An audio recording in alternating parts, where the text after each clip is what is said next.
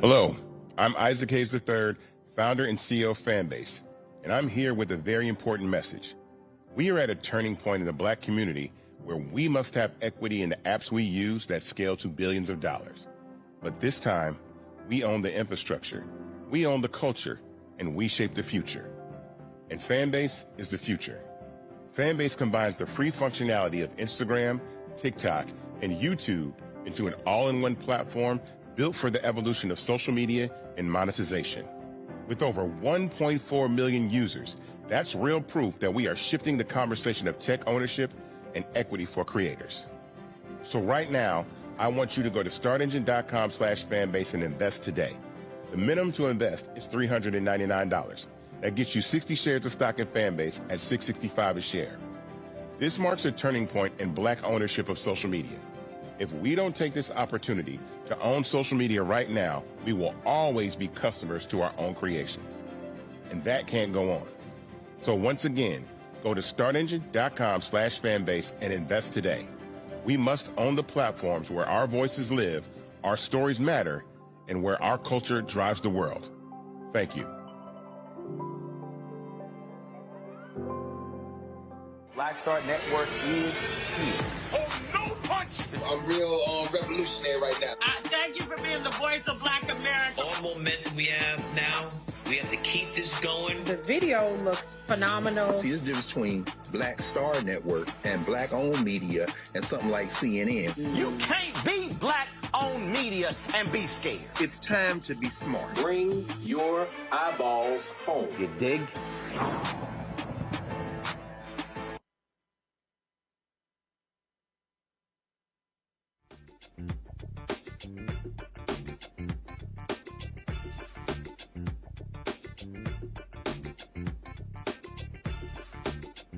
So there's Monday, November 24th, 2025, coming up on Roland Martin Unfiltered, streaming live on the Black Star Network.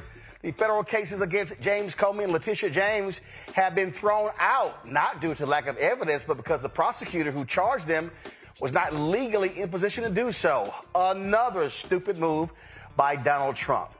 Speaking of that idiot Trump, they are saying nursing is no longer considered a professional degree. That's going to impact loans. Y'all do know there's a nursing shortage in America? I'll talk to the executive director of the National Black Nurses Association about this. A nationwide mass blackout targeting Target as well. All these things are happening, folks. We're going to be talking about those two things. Also, we remember Mother Viola Fletcher, one of two surviving members of the Tulsa race massacre in 1921. She passed away today at the age of 111. Lots to break down, folks. It's time to bring the funk on Roland Martin Unfiltered. On the Black Star Network, let's go. He's got it. Whatever the biz, he's on it. Whatever it is, he's got the scoop, the fact, the find. And when it breaks, he's right on time and it's rolling. Best believe he's knowing. Putting it down from sports to news to politics. With entertainment just for kicks, he's rolling. It's on go, y'all. It's Roland Martin, rolling with Roland now. He's funk, he's fresh, he's real, the best, you know he's Roland Martin now.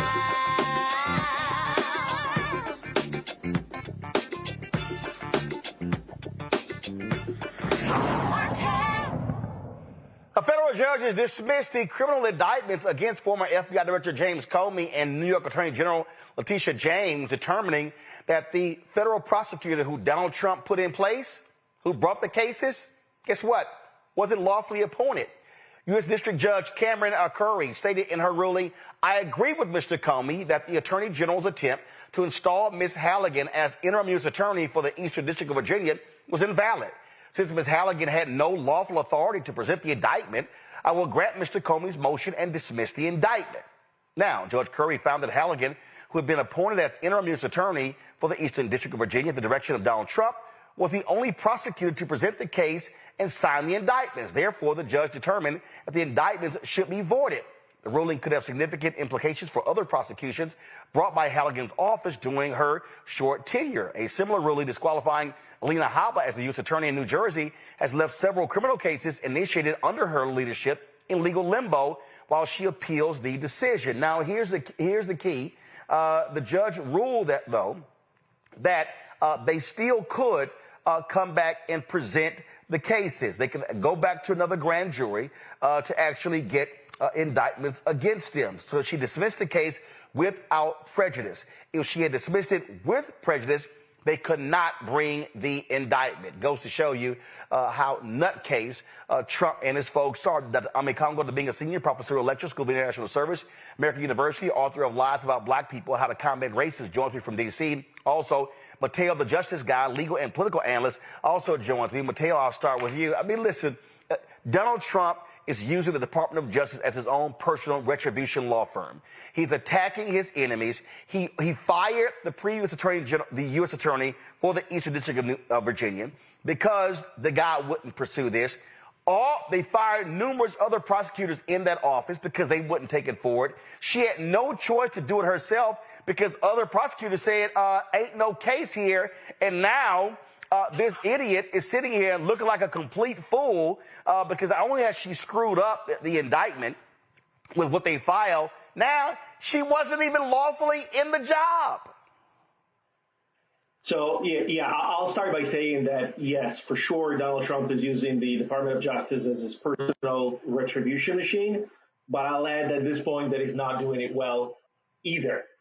This has been a disaster in the making for a while. And I think it's really the poster child, more so than Haba or the Assaili decision. It's the poster child for White House incompetence.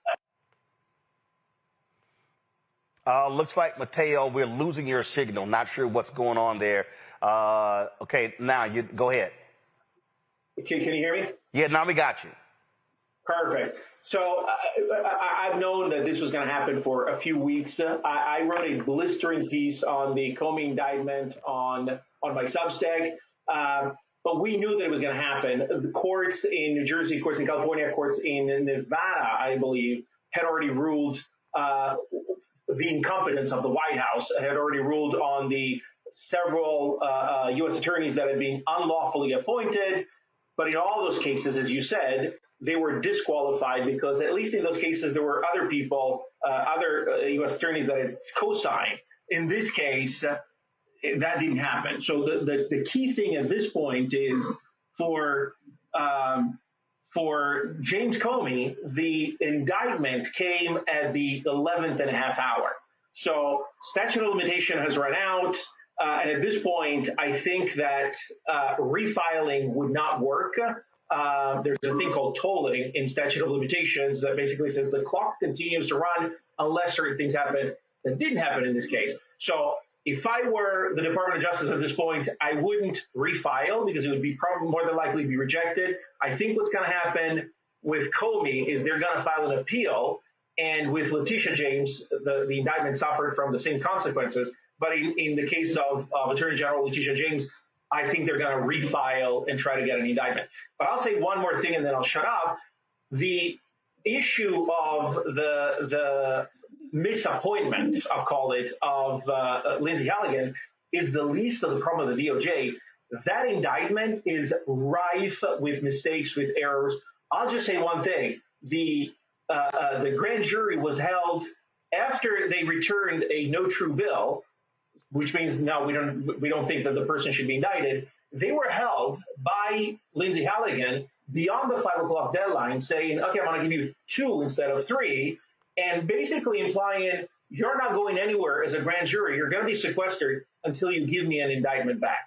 And that's exactly what they did. And I think that that's going to be the nail in the coffin if this eventually goes to trial, and it might not. But I think that we're going to see all of the hideous things that this DOJ is doing to hurry these. They're not prosecutions, they're personal retributions. Well, it just goes to show you just how clueless these folks are, Omekongo. And Donald Trump forced this to happen. And listen, he chose a lightweight. She's never tried a federal case. She has no business being a U.S. attorney. Listen, this is why Donald Trump, go to my iPad. This is why Trump chose her. Because of her looks. That's it. Yeah. For the people who claim about DEI being bad, oh my God, they are picking grossly incompetent individuals in these jobs. She has no business being in that job. Alina Habba has no business being in this job. And so I don't want to hear crap from these people about didn't earn it, because these idiots didn't earn it. Yeah, what do they use now? MEI, merit, excellence, and intelligence, or something like that. And the people that they recruit have none of those characteristics. And for people like Halligan, one name comes to mind, Giuliani. these guys need to really be careful because Trump's not going to experience any consequences, but these guys can face other types of penalties. They could be disbarred, maybe deal with some other issues. They're going around like this. And the fact of the matter is, with Trump, I don't even know if he'll bring another case as it relates to Comey, because I feel like part of his psyche is the indictment was the point. He got indicted, so he wants Comey. No. I'm in Congo. No. Trust me, he is going. Dude, I'm telling you, this man is an idiot. He is about evil. He is about retribution. He's about pain. He is going to order Pam Bondi to indict him. He's going to order somebody else to do it. I'm telling you. So, listen, hang it up. He's going to do it. He doesn't care about the rule of law. Well, and he could absolutely be right. And I couldn't argue against that. The fact of the matter is, if he's going to do that, I think the people who are watching him, who are working under him and working under Bondi, they need to start thinking about sending their resumes elsewhere, because they're not going to get away with this. Trump could try to do this to the ends of the earth, but they are so incompetent. That's why none of these cases are ever going to yield anything, because of his rush decisions, because of Bondi's inability to challenge him in any way, shape, or form. She's fine with all of this. So they're going to keep being embarrassed. Unfortunately, it's going to keep costing people like Comey, like James, like John Bolton, and like people who don't have the types of resources that they do. It's going to cost them a lot of time and a lot of money and a lot of other things that some people don't want to, their companies don't want to mess with them while they're under these types of investigations. And so I'm really concerned about those things. But if Trump does keep bringing this forward, as you completely argue could actually be the case, they're going to keep failing. And watching them continually being embarrassed for their incompetence is great to see. Mateo, real simple.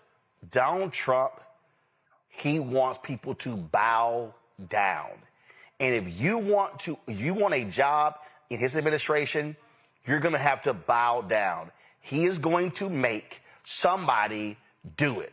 He's going to appoint somebody else instead of Halligan.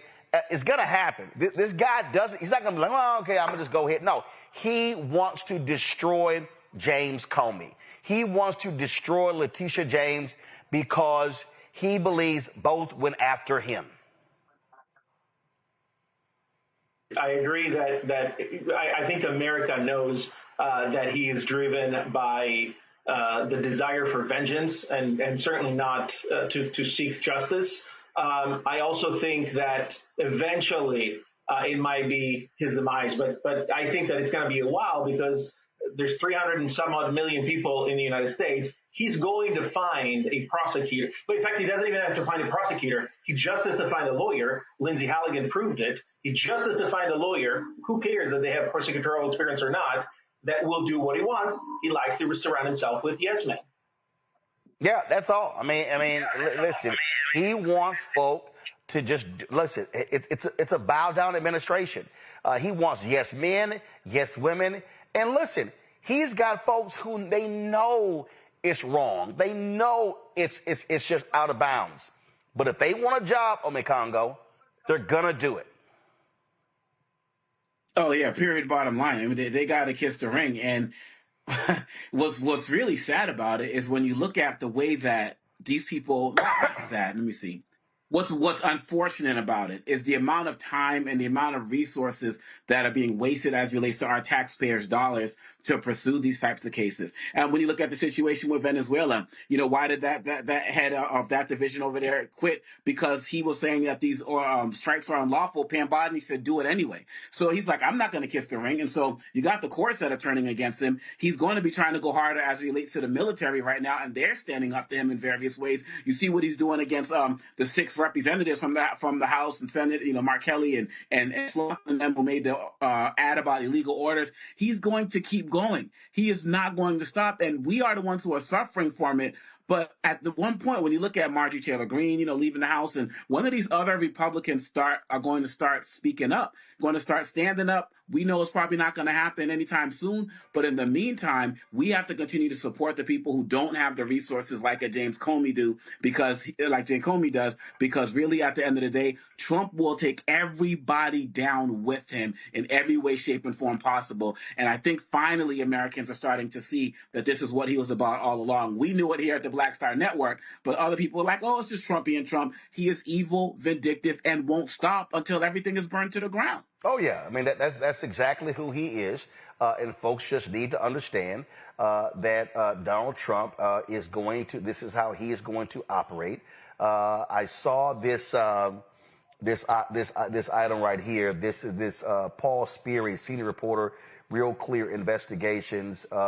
This is what he posted. Senior White House aides and the cabinet heads are bracing for major personnel shakeup as insiders tell me POTUS is growing increasingly unhappy with economic messaging. Among other things, shakeup could include chief of staff in new year developing.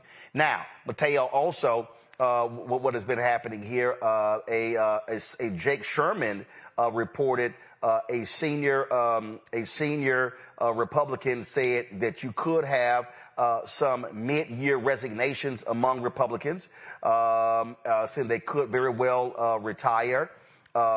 This is what he posted.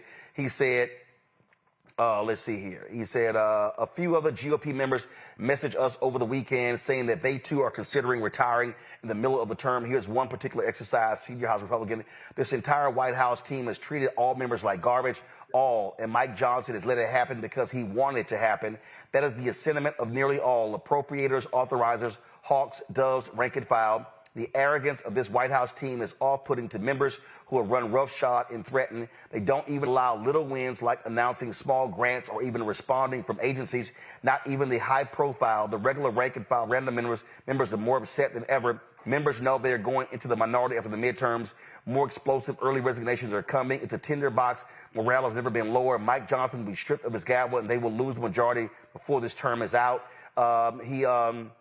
He also said, since this ran this morning 4 hours ago, I've gotten countless text messages from House Republicans agreeing with this sentiment and saying, why the hell should we stay in Congress if all we're going to do is vote on censures and be a potted plant? Well, guess what, Mateo? I don't want to hear any of this whining and crying from any of these damn Republicans. They could stand up to Donald Trump. They only have a once Marjorie Taylor Greene resigns in January, they're not going to have a 2-seat majority in the House, okay? They could easily tell Donald Trump to go kick rocks, but they're afraid of him. They're scared of him. They are weak and they're impotent and they're unwilling to challenge him. And so even Marjorie Taylor Greene, she didn't want to run for re-election because Trump endorsed her opponent. And I'm like, you know what? You suck. You're weak. It reminds me of that punk-ass Jeff Flake in Arizona who kept giving these speeches on the Senate floor, but he was afraid to run for re-election. Bob Corker, senator from Tennessee, same thing. They were so afraid of Donald Trump because they didn't want to lose. Here's my whole deal. If you got any guts, if you have any principles, morals, values, ethics, and integrity, you would run for re-election, you would challenge Donald Trump, and you would say, yeah, y'all vote me out. And guess what? I think Thomas Massey of Kentucky is an absolute nutcase, but what he's doing is saying, Donald Trump, my voters know me better than they know you. And so I dare you and your money men to sit here and take me out, and he's not backing down. All of these Republicans who are now whining, privately and anonymously, they are weak, they're impotent, they're sorry, they're pathetic because they don't have the courage to tell Donald Trump to kiss their ass. You know, I see two things that are happening here. I see the Marjorie Taylor Greenes of the world, the people that are, generally speaking, are retiring. Those are the weak people. You know, it was okay for all of these Congress people to allow Donald Trump to abuse, manhandle, harass. But when they are at the receiving end of this harassment, then all of a sudden they start to whimper and they walk away and they throw their toys down and say, I'm not going to play anymore. Those are weak. But we know this is the GOP of 2024 and 25 is that it's weak people that say yes to the president. That's one silo. On the other silo, I started to see, we talked about a few weeks ago, we talked about the cracks that I'm seeing in the GOP.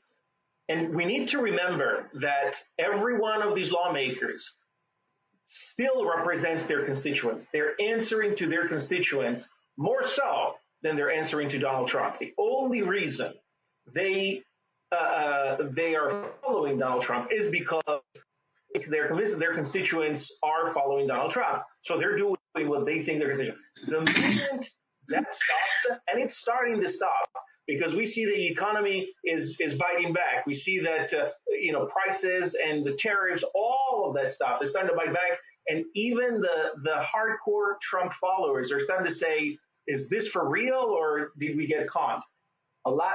We found out that they were going to get conned back in 2015. It took them 10 years, but they're starting to catch on. And the more that happens, the more these lawmakers are going to say, you know what, I don't need to listen to you, Donald.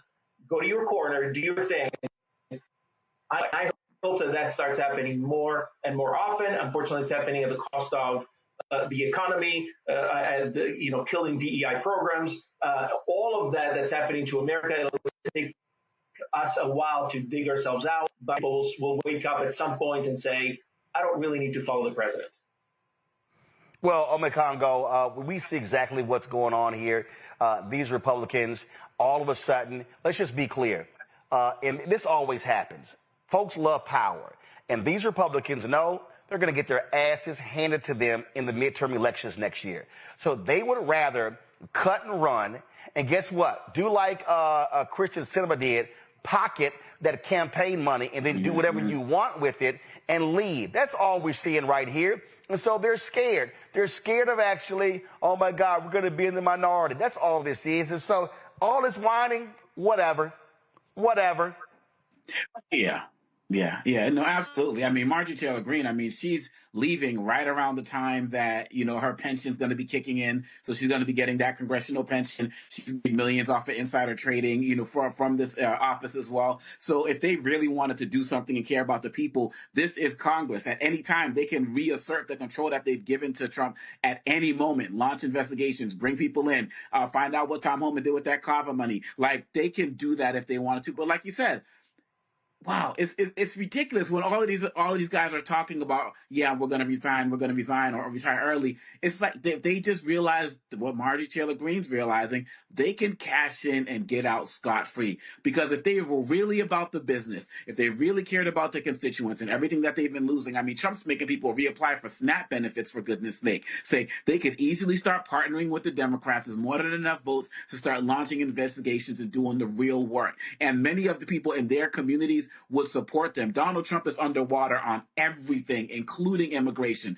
So if you want to talk about, striking while the iron's hot, this would be the perfect time for them, especially coming off the Epstein vote. This would be the perfect time for them to say, yeah, now we're going to take our purse strings back. Now we're going to stand up. But you're right. They have an exit strategy, and Marjorie Taylor Greene's going to be leading all of that. And so, hey, if it's Leader Jeffries, majority leader coming soon, I'm here for it. We got that election in December in Tennessee. If that candidate wins, that's another Democrat seat as well. So I'm here for it. We got to keep fighting, and let's keep doing the work to push them out, because if they don't want to be there, let them go so we can get to work and do what we need to get done.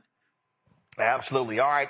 Got to go to a break. We come back. We're going to talk about how these idiots in the Trump administration now are saying nurses are not professionals. It's going to impact their ability to get loans to go to school while there's a nursing crisis in America. Yep. They're idiots. You're watching Roland Martin Unfiltered on the Black Star Network. Next on the Black Table with me, Greg Carr. Our legal roundtable is back in session as we look at yet another potential landmark case being considered by the United States Supreme Court. This one is called 303 Creative versus Illiteracy, and may be the most important and far-reaching First Amendment, that is freedom of speech, case of our time. It could, depending on how the court rules, open the door for a return of Jim Crow segregation laws. It's true. If you say we can discriminate against one, you're saying we can discriminate against all. That's on the next Black Table. Don't miss it. Right here on the Black Star Network. This week on The Other Side of Change. Book bans, anti-intellectualism, and Trump's continued war on wisdom. This is a coordinated backlash to progress. At the end of the day, conservatives realized that they couldn't win a debate on facts. They started using our language against us, right? Remember when we were all woke and the woke movement and all that kind of stuff? Now everything is anti-woke, right? When we were talking about including diversity, equity, inclusion in higher education, now it's anti-DEI. All this are efforts to suppress the truth because truth empowers people. You're watching The Other Side of Change only on the Black Star Network. I'm Russell L. Honoré, Lieutenant General, United States Army retired, and you're watching Roland Martin Unfiltered.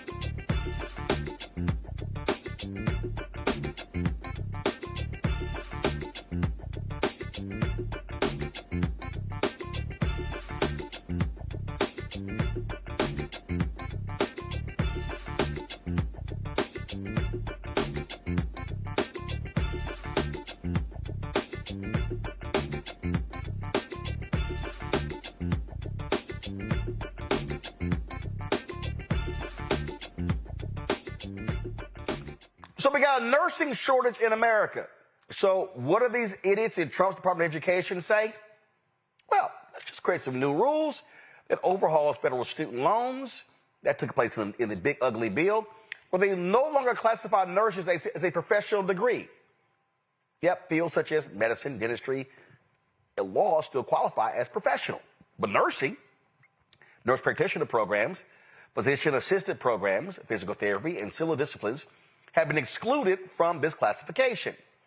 The change is essential because professional programs are eligible for higher federal borrowing limits and access to Grad Plus loans, which help cover graduate school costs. Of the support, future nursing students may have to rely more on private loans or might not be able to afford graduate training at all. Tanya Jackson, Executive Director of the National Black Nurses Association, joins us right now. Tanya, how idiotic is this? This is the craziest thing that I have ever heard of. We already have a healthcare shortage. We already have people that are in need and need care that they do not have people to take care of them. And now we're going to change the profession.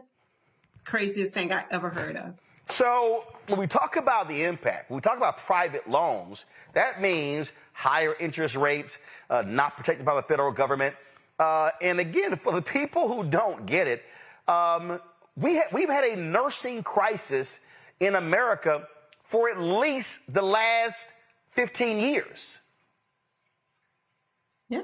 Think about COVID. Think about everything that happened during the pandemic. Who was on the forefront? Nurses. And then we didn't have enough nurses. And so we have been doing everything possible to get people to go into nursing. And now we're saying, hey, guess what?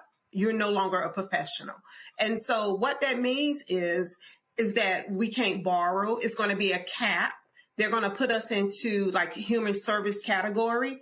And so we're not going to be able to borrow like other people such as doctors, dentists. We're not going to be able to do that because, again, they're not grouping us our graduate degree as a professional. And you know why? It does not make any sense why.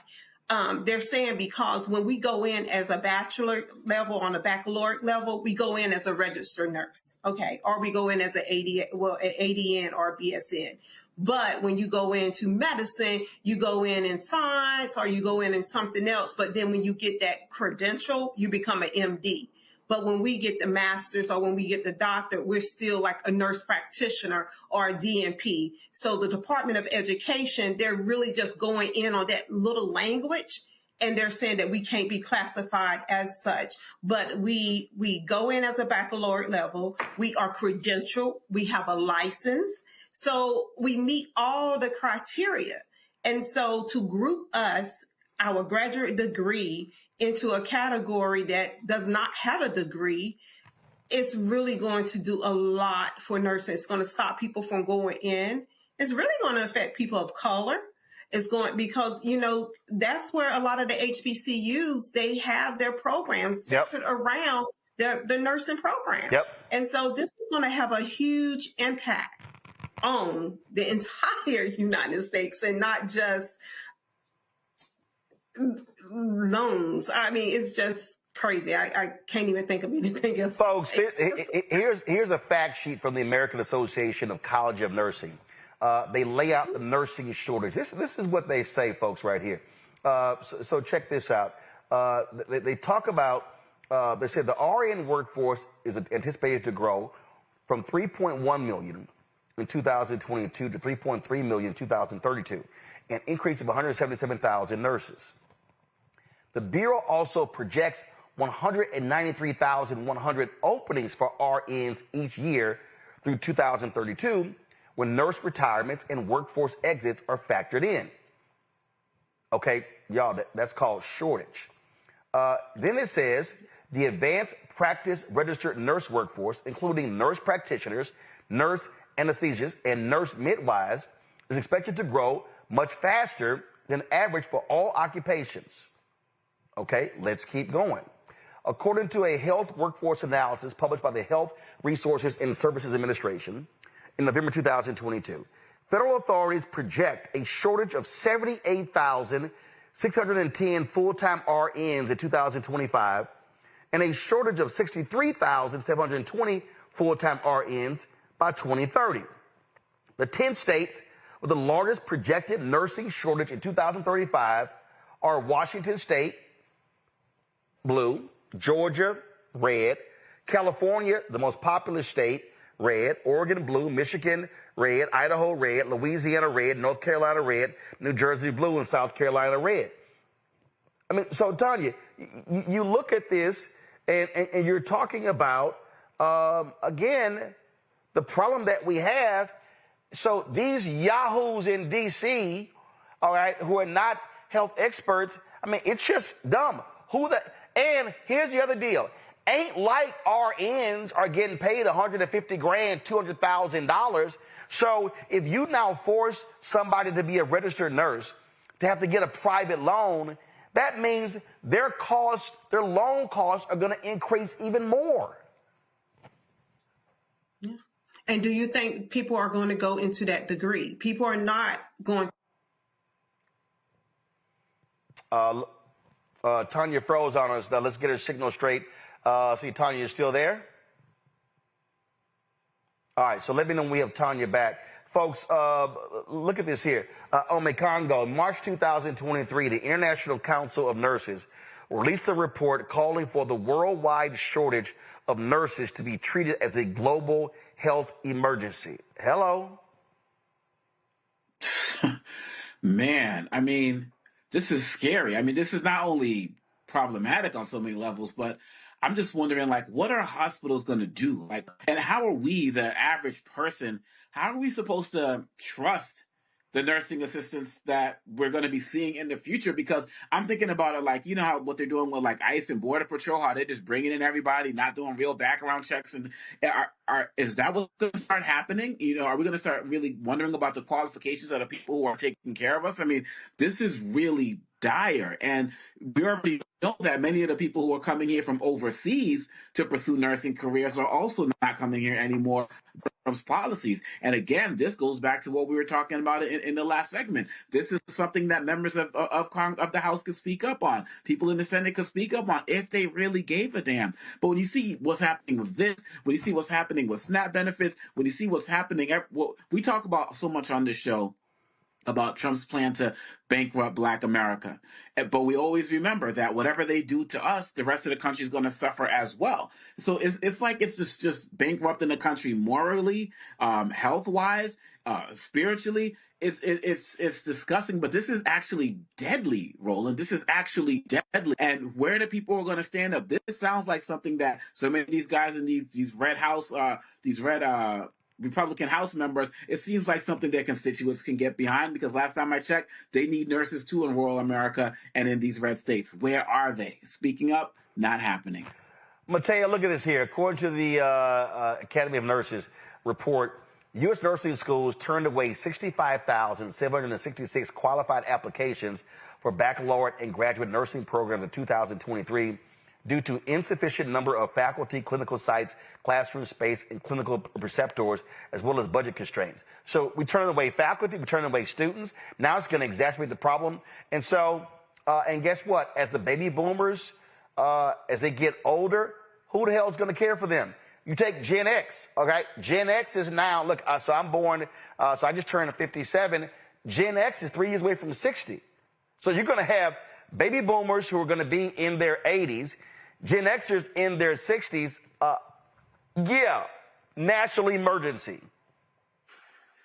So, I'll start by saying your guest earlier was wondering why this is happening. I think I know why this is happening. It's happening because the government is trying to cut as much funding as they can, wherever they can, and they chose the group without a strong lobbying backing, which is nurses, made primarily of women. So they're going after the weakest possible prey to cut through programs. But I think that there's an additional element that nobody's talking about. Omekongo touched on it, and I appreciated that. I think that we're all looking at what does that do to nurses and nursing students. Nobody's looking at what that does to the traditionally underserved communities, because those are the communities that are going to be feeling it the most. Those are the communities that nurses usually prefer not going to, and those are going to be the pools that are going to be drying up earlier than others, and that creates a bigger problem. Obviously, I always look at things from a legal perspective, but this reduction in available professional pool in those communities could become a Title IV disparate impact issue, which is basically what the federal law says, that you cannot make decisions that impact certain communities, especially if they're a protected class community, disparately than the average. And the Supreme Court, time and time again, has said that these disparate impact issues are not looked only if there's an intent to hurt these communities, but they're looked at even if they're race neutral on their face, they can still violate civil rights principle if their effect is to disparately impact protected groups. And this is exactly what is going to happen. I guarantee you, write it down, today's date, 5 years from now, 10 years from now, we're going to see Black communities, Hispanic communities, rural communities, the traditionally underserved communities are going to get sicker faster. And we talked about many times how Black Americans are already disproportionately underserved when it comes to healthcare. We looked at the lady that had to basically give birth in the triage room because she was not listened to. This is going to happen more and more often, with more and more severity. And we need to stop it right now. Congress needs to act. They got Tanya back. So, Tanya, how are you and others fighting this? What are y'all planning to do? So we have organized several of the ethnic organizations have came together and they have written petitions. The Nurse Association, American Nurse Association, they actually just did a call. And so within 48 hours, they had 130 signatures. So we are all signing these just petition. We're advocating. We're calling our Congress people, and we're letting them know that this cannot happen. This is going to have a huge impact on their areas, their districts, on their states. So we're fighting it, but we're standing up. We're standing up together, and we're just really letting everybody know that this is we can't march. This is a time we can't march. We have to show facts. We have to show that we're professionals and that this is something that needs to be done. And we're just fighting it. Once we got over the initial shock. So it was an initial shock at first, given the state of, healthcare. So, Ms. Jackson, one of the things that I was concerned about is what is the average person? What should we be expecting as it relates to the quality of care going forward? Because I find myself wondering now, as I was mentioning, like how they're hiring like unqualified people to serve as like ICE agents. They're not doing background checks. Is that going to be the future of hospitals? Just kind of bringing in people with semi-standards to fill the need? Is that what we're talking about here, or am I over-exaggerating? No, you're not over-exaggerating it. It is something that could happen, because if you're going to take away the professionalism behind it, and if you're going to say, okay, we're going to group you into a category that does not require a license, that does not require you to be licensed, you're not going to have people going into that degree. I'm a nurse. I have my master's in nursing. I'm not going to, waste all this money, all this time, and not be considered a professional. So you're not, the pathways that we have where people, are grooming, going into it, people are not going to want to go into nursing. And if you think about it, when you think about someone that takes care of you, if you go to your doctor's office, and I'm not bashing my colleagues, my medical doctors, I'm not. But what I'm saying is you see a lot of nurse practitioners that have assumed that role as your provider because of the shortage. You're not going to have that any longer. You're not going to have that if the student has to bear the cost of the loan. You're not going to have that. They're slicing the loan cap, the lifetime cap, by almost a half. So before we could get almost $200,000 for our terminal degree, we're not going to be able to do that any longer. So you're not going to find people going into nursing, especially people of color. All right, then. All right, well, we'll keep watching this to see how this all turns out. Well, thank you. All right. Thanks a bunch. All right, folks. Lots more to talk about right here on Roland Martin Unfiltered. You've got Redistricting, Supreme Court case. We'll tell you about what happened with that over the weekend. Also, mass blackout, saying, folks, listen, don't spend anything. Plus, there's going to be a boycott in D.C. at Target on Saturday. We'll talk about that as well. Plus, we lost Mother Fletcher. She, of course, is the one of two survivors of Tulsa race massacre. She passed away at the age of 111. Folks, you're watching Roland Martin Unfiltered on the Black Star Network. Be sure to support the work that we do. Join our Bring the Funk fan club. Your dollars allow for us to be able to do the stories and cover the things that matter to our community. If you want to contribute via Cash App, use the Stripe QR code. You see it right here, bottom left-hand corner. That's for also credit cards. PayPal is R Martin Unfiltered. Venmo is RM Unfiltered. Zelle, Roland at RolandSMartin.com, Roland at RolandMartinUnfiltered.com. Checks and money order. Make it payable to Roland Martin Unfiltered, P.O. Box 57196, Washington, D.C. 20037 7-0196. Back in a moment. Said the quiet part out loud. Black votes are a threat, so they erased them. After the Supreme Court gutted the Voting Rights Act in 2013, Republican legislatures moved fast. New voter ID laws, polling place shutdowns, purges of black voters from the rolls. Trump's Justice Department didn't stop it, they joined in. In 2018, his DOJ backed Ohio's voter purge system, a scheme that disproportionately erased black voters. Their goal, erase black votes and political power. Yeah, that happened. These are the kinds of stories that we cover every day on Roland Martin Unfiltered. Subscribe on YouTube and download the Black Star Network app. Support fact-based independent journalism that centers African Americans and the issues that matter to our community.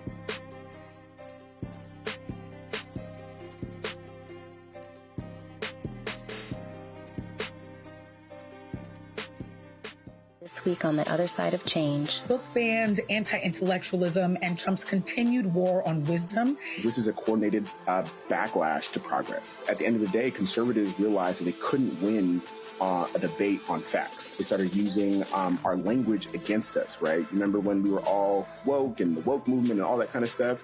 Now everything is anti-woke, right? When we were talking about including diversity, equity, inclusion, higher education, now it's anti-DEI. All this are efforts to suppress the truth because truth empowers people. You're watching The Other Side of Change only on the Black Star Network. Hatred on the streets, a horrific scene, a white nationalist rally that descended into deadly violence. White people are losing their damn minds.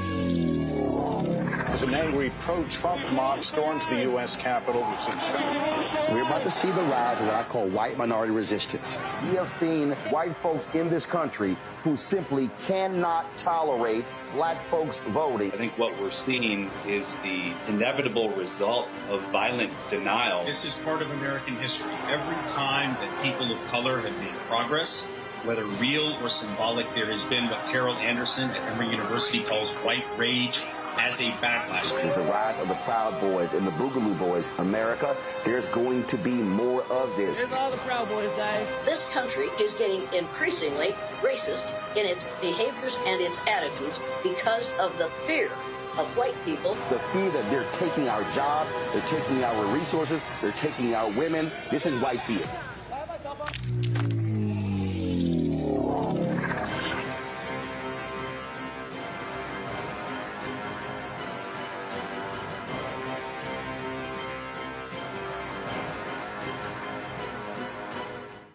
Hey, this is Motown recording artist Kim. You are watching.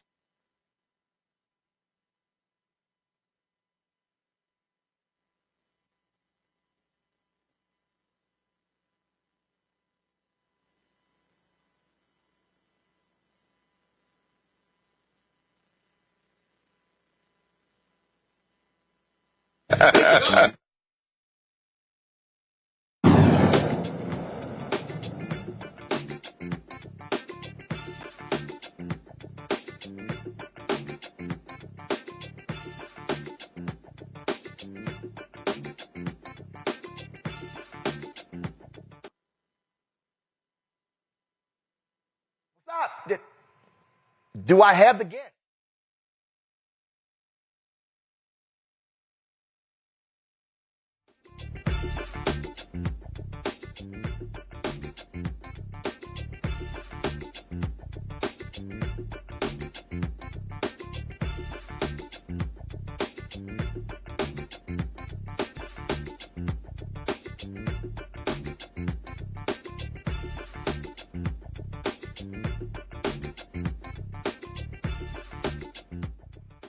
All right, folks, the U.S. Supreme Court temporarily stayed a lower court ruling that Texas's new congressional maps for 2026 likely discriminates against black and Hispanic voters by weakening their voting power. Justice Samuel Alito's order puts everything on hold while the Supreme Court decides whether Texas can move forward with the map. The map, backed by Donald Trump and Texas Republicans, was drawn to give Republicans an advantage in the next midterm elections. They got rid of 2 black districts in Houston and Dallas. A panel of federal judges had already ruled the map was unconstitutional, wasn't unconstitutional racial gerrymandering. The court has blocked similar lower court rulings close to election time before, most recently in Alabama and Louisiana. If the map is ultimately allowed, it could give Republicans 5 extra seats in the U.S. House. Now, when this came down on Friday, Mateo, I texted a number of legal scholars, and they said it's not as what people initially thought it was actually going to be about. They said that it gave the court time to act, time to respond, and so folks said, hey, pump your brakes. It's not like they are sitting aside the lower court ruling. How do you read it? This is a fairly humdrum decision by the Supreme Court, by one of the justices. it's an emergency injunction. So basically what it's doing is it's saying, is there a chance that the person the party that started the lawsuit could win? The answer is usually yes, unless there's major holes. Would there be some substantial damage if we allow the lower court ruling to move forward? The answer is usually yes. And so we're gonna, as you said, pump the brakes. We're gonna pause the lower court ruling. It isn't unusual for the Supreme Court to issue a rule like that, especially in these conditions. What they're doing is they're essentially preserving the official maps that exist. They're not good maps. They're not fair maps. They are racist maps, but they're the ones that exist right now. And so the Supreme Court says, all right, we're going to leave them in place because replace them once again would be more difficult than not until the lower court decision plays out. It isn't a decision so-called on the merits. Supreme Court, the justice that ruled on this is not saying, yes, the maps can stay. I think this issue isn't the decision that the emergency injunction, which, as I said, is humdrum. I think that the big issue is the audacity that I'm seeing in the Texas legislature and the governor in changing those boundaries so blatantly and mid-decade. So at a time when usually it's not done. So it seems to me that the most outrageous thing is this sort of frontal assault that's being waged at the behest of Donald Trump against the Voting Rights Act. And to me, it's that overtness that really is worrisome, because it is Project 2025. We all know that. It's in there. But the openness with which they do it is really what concerns me, what makes me pause. And I think that the other thing that makes me uneasy is the constitutional challenge that's happening in Louisiana that's challenging the Section 2 of the Voting Rights Act, which would, if it goes through, would essentially demolish the protection that exists against these maneuvers. So in combination, that audacity that legislatures, not just Texas, but other places, Missouri is one of them, are moving forward with, together with what could happen in Louisiana, that is a cause for concern. That emergency injunction from the Supreme Court, that does not concern me. That is procedural at best. Congo? Well, yeah, this is going to be very interesting because when it finally does get taken up by the Supreme Court, I mean, they are the ones who said, well, you can gerrymander and you can do what you want as long as it's based on politics, but not based on race. Here's something that's clearly based on race. And it's really going to be interesting to see where Justice Roberts goes with this and obviously the rest of the court. But this is going to be a real monumental test for not monumental test. I mean, if they don't give a damn, they just don't give a damn. But I'm talking about in terms of revealing their real hypocrisy as it relates to giving Donald Trump a blank check to do whatever he wants and basically carte blanche in terms of political authority to be able to do whatever he wants. This, I'm not a lawyer in any way, shape, or form, but this looks like a clear case of a violation of what the Supreme Court said is not possible. Gerrymandering and changing districts over racial lines. And so if they go along with this, they are basically giving Trump the ability to do whatever he wants. I'm appreciative of the people who are continually fighting against this, but we can never let our guards down. When this ruling came out last week, you are one of the people, also Roland Martin, who was out there saying, y'all, we also got to pump the brakes on thinking that this fight is over. Because just like we talked about with Trump in the beginning of the show, it's never over with these guys. And I'm glad we have people like Mark Elias and other lawyers out there who are fighting in court for this every single day, because they're going to keep trying it every single day in every single way in every state possible as well to fight this and make sure that Trump gets the opportunity to be able to have more House seats, because coming back to the House once again, because if he can have that, he can have a clean slate and a blank check to do whatever he wants for the next 3 years. And we can't allow that to happen. Indeed. All right, folks, we talk about what do we do? How do we use our power? Economic withdrawal is one of those. There's a call for a nationwide mass blackout this week, urging people to stop working and stop shopping. A coalition of grassroots groups is pushing for an economic shutdown during one of the busiest shopping periods of the year. We're asking people across the country to hit pause on spending and even skip work from November 25th through December 2nd. The group behind the efforts, Blackout the System, the People's Sick Day, and the Money Out of Politics movement, want folks to avoid traveling, eating out, and using paid digital services, yes, even streaming. Joining us now to talk about the Blackout, which begins tomorrow, is the founder of Blackout the System, Isaiah Rucker Jr. Isaiah, glad to have you here. So explain this. When you say you don't want people to work, what are they supposed to do? Take vacation time, paid leave time? What are you saying? Yeah, when we say no work, obviously everybody can't take off work, but we're asking people to join us where they can. We know that everybody's situation and circumstance is different. So objectively, the first thing we would request is that if you could put the PTO in, vacation, sick time, utilize that. We're not trying to take money out of your pocket. In fact, we're trying to make sure that money get back into your pocket by driving a wedge between our resources, these corporations, and this corrupt government. And so if you can take those days off, great. If you can take one day off, let's make it Black Friday, right? The objective is to do everything we can. And it's not about all of us, some of us doing it all. It's about all of us doing some. And that collective power is what really makes the impact. I am a firm believer in data and tracking. How are you doing that? Are people signing up? If so, where are they signing up? Yeah, so we got people signing up on blackoutthesystem.com. We have a specific website, the Mass Blackout with the Coalition. There's over 82 organizations, movements, and groups who have come together.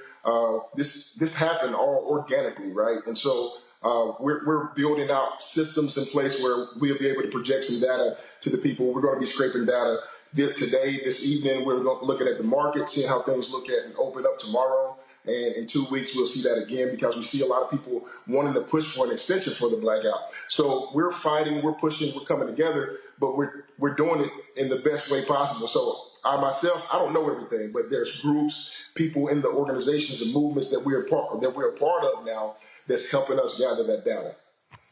This is the website right here. And so I'm looking at the information on here. I see download media kit. I see subscribe to stay up to date in all of that, and you lay it all out. So how many people have already signed up? So we haven't collected data as far as the amount of people signed up, but movements, right? And the people that are associated with our movements.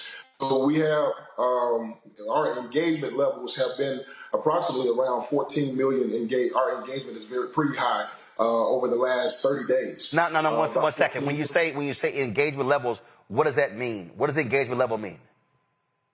So people who have communicated that they're going to be a part of the blackout, you'll see different interactions on social media posts, other people posting their videos, their information, putting it out to their group and communities and things of that magnitude. So we've seen that not only here in the United States, across all 50 states, but also in places like Canada, the UK, Australia, South America. There's a lot of different places that's standing in solidarity with us.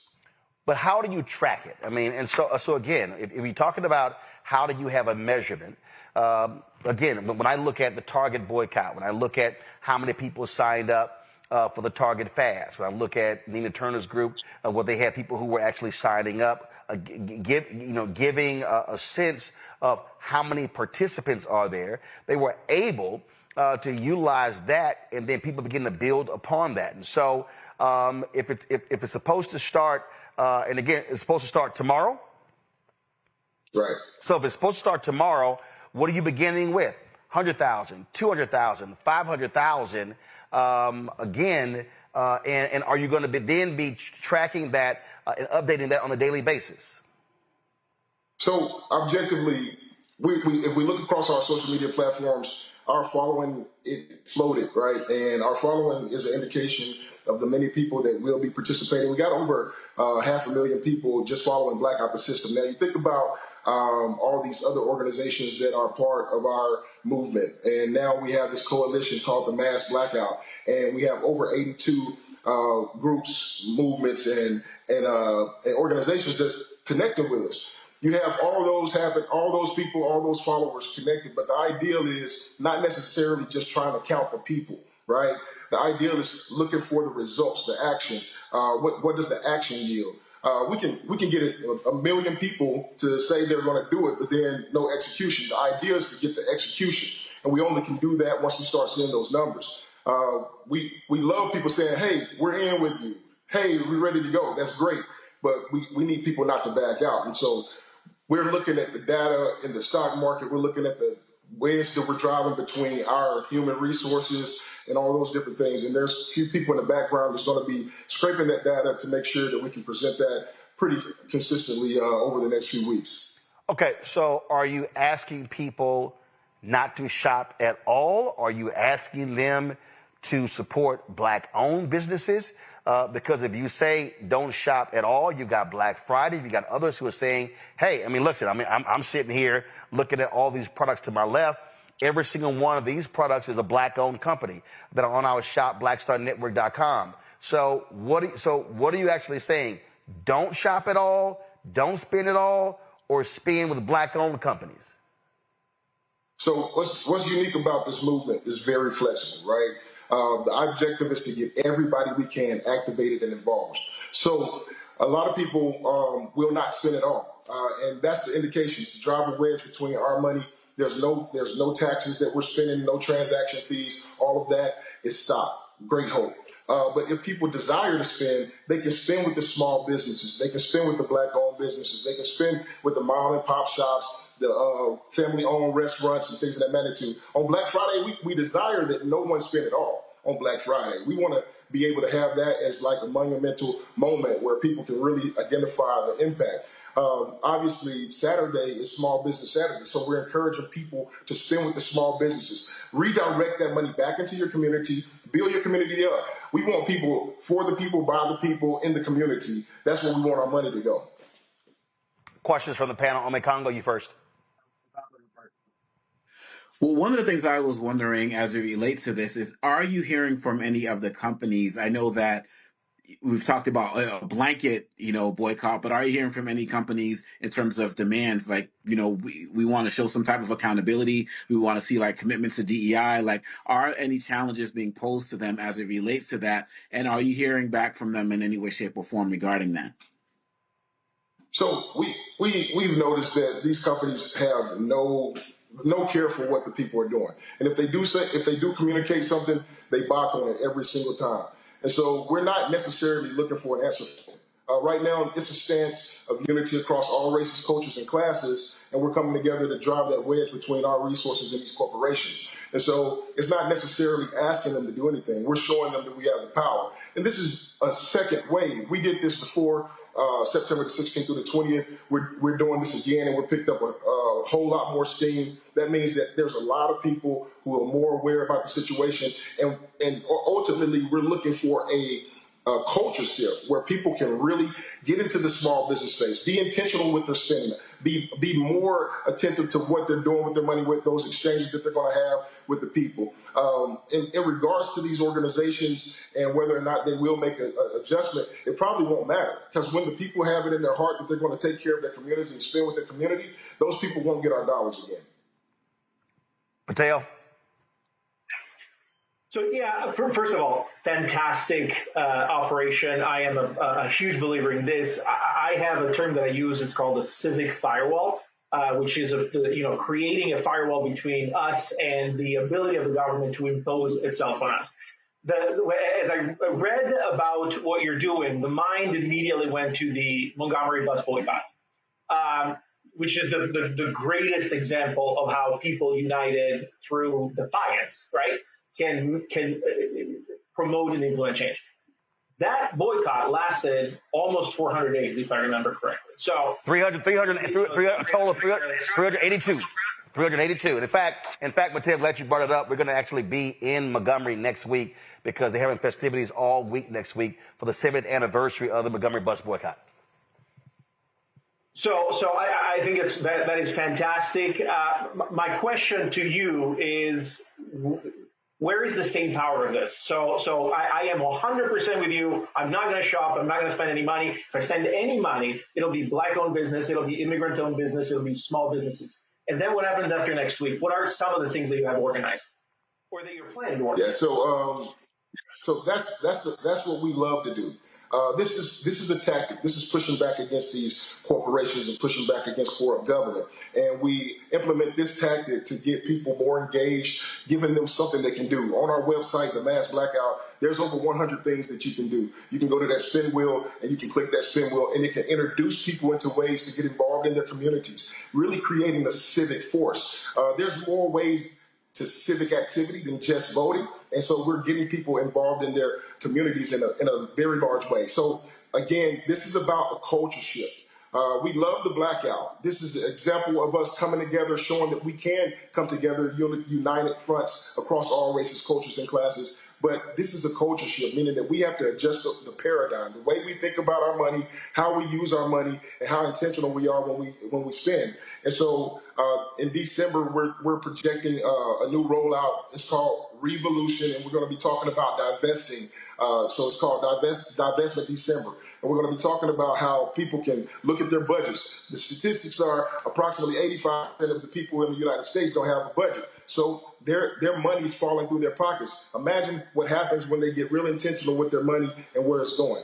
And then on top of that, we're going to be hosting different lives all the time. We're building a web. It's called a community web. So we got pillars that's within our organization, and we're going to be creating chapters throughout the whole United States. On our website, Blackout the System, we also have a location. People are funneling information to us where they can see mutual aid, people who can help with food, people who can help food scarcity, people who can help with clothing. All those different things will be centralized on our website. And so as we push back, we're simultaneously building community, because the opposite of greed, right, is community. And that's exactly what we're producing. And so right now on the surface, we're seeing everybody like excited. They're pushing back. They're saying we're going to take our money back.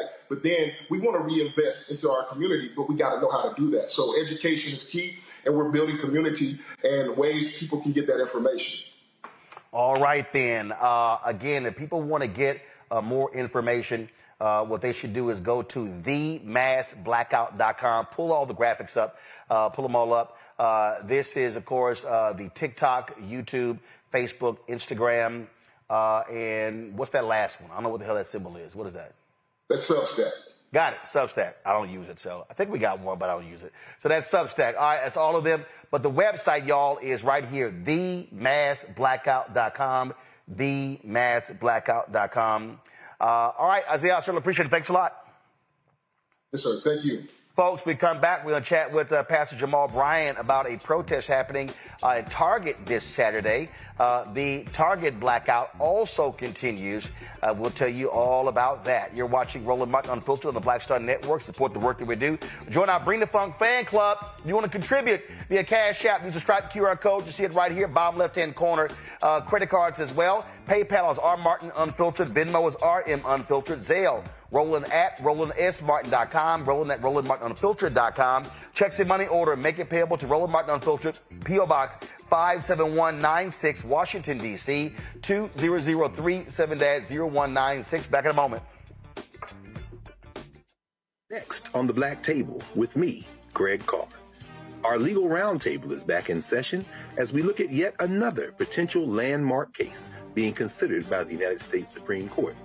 This one is called 303 Creative versus Illiteracy, and may be the most important and far-reaching First Amendment, that is freedom of speech, case of our time. It could, depending on how the court rules, open the door for a return of Jim Crow segregation laws. It's true. If you say we can discriminate against one, you're saying we can discriminate against all. That's on the next Black Table. Don't miss it. Right here on the Black Star Network. This week on the other side of change. Book bans, anti-intellectualism, and Trump's continued war on wisdom. This is a coordinated backlash to progress. At the end of the day, conservatives realized that they couldn't win a debate on facts. They started using our language against us, right? Remember when we were all woke and the woke movement and all that kind of stuff? Now everything is anti-woke, right? When we were talking about including diversity, equity, inclusion, and higher education, now it's anti-DEI. All this are efforts to suppress the truth because truth empowers people. You're watching The Other Side of Change, only on the Black Star Network. How you doing? My name is Mark Carey, and you're watching Roland Martin Unfiltered. deep into it, like pasteurized milk without the 2%. We getting deep. You want to turn that shit off? We're doing an interview, motherfucker.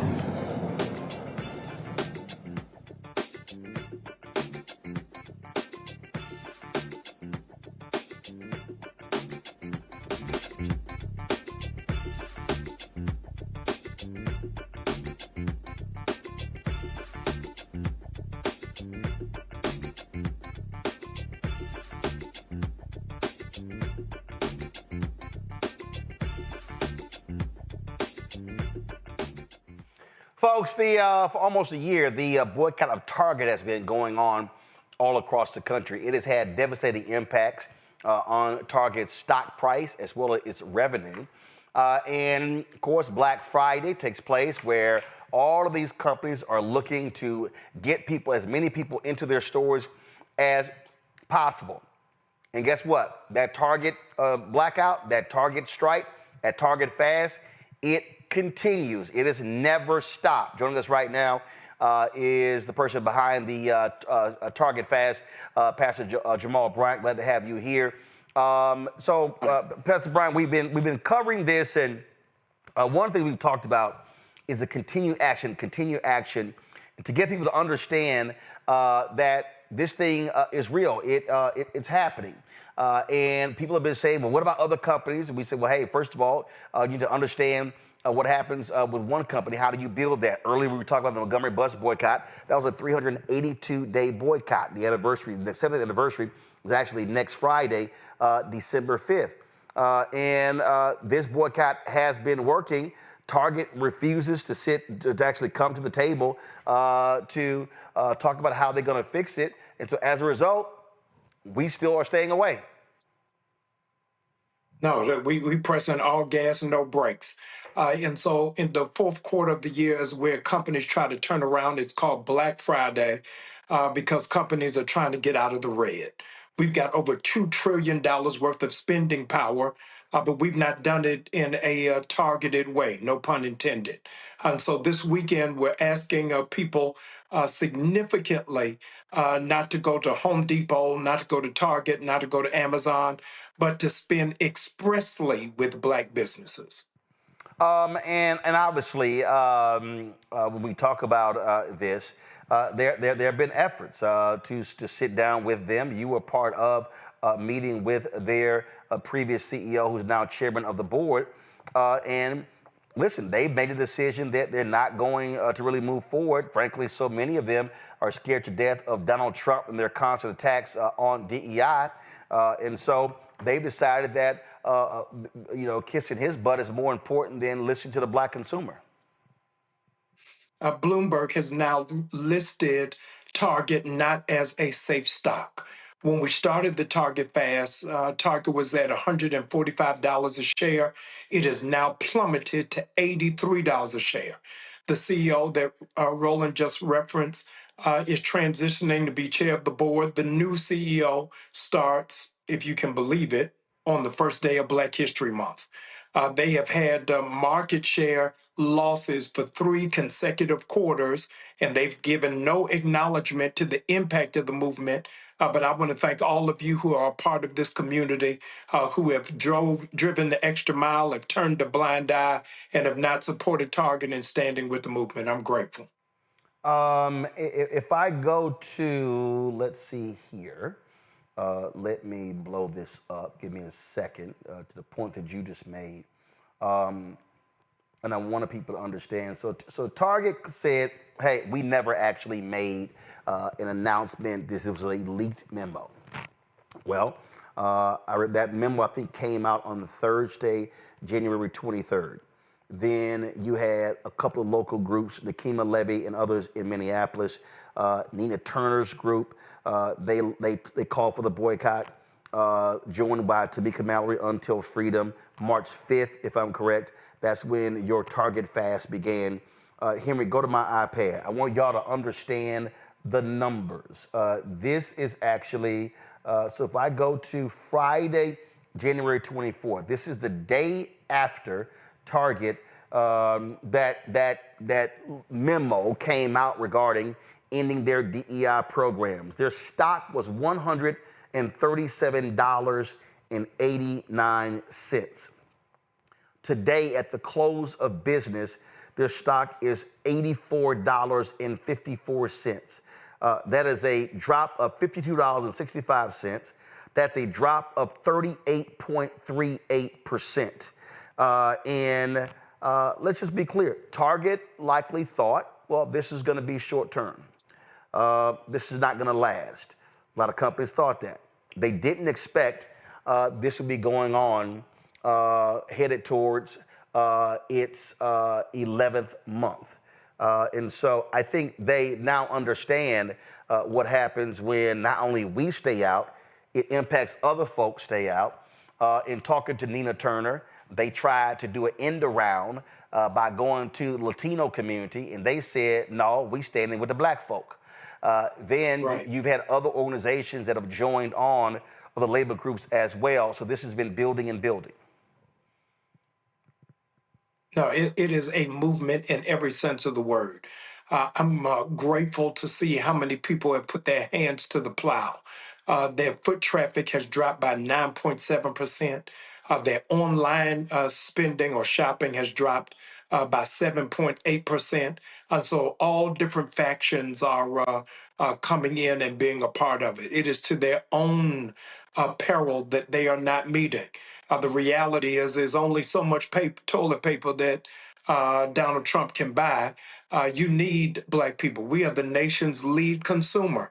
And this holiday weekend, we're going to show America the power of the black dollar and what it means when we target it in specific locations. When we talk about, 1 second, I thought this was going to give me something else.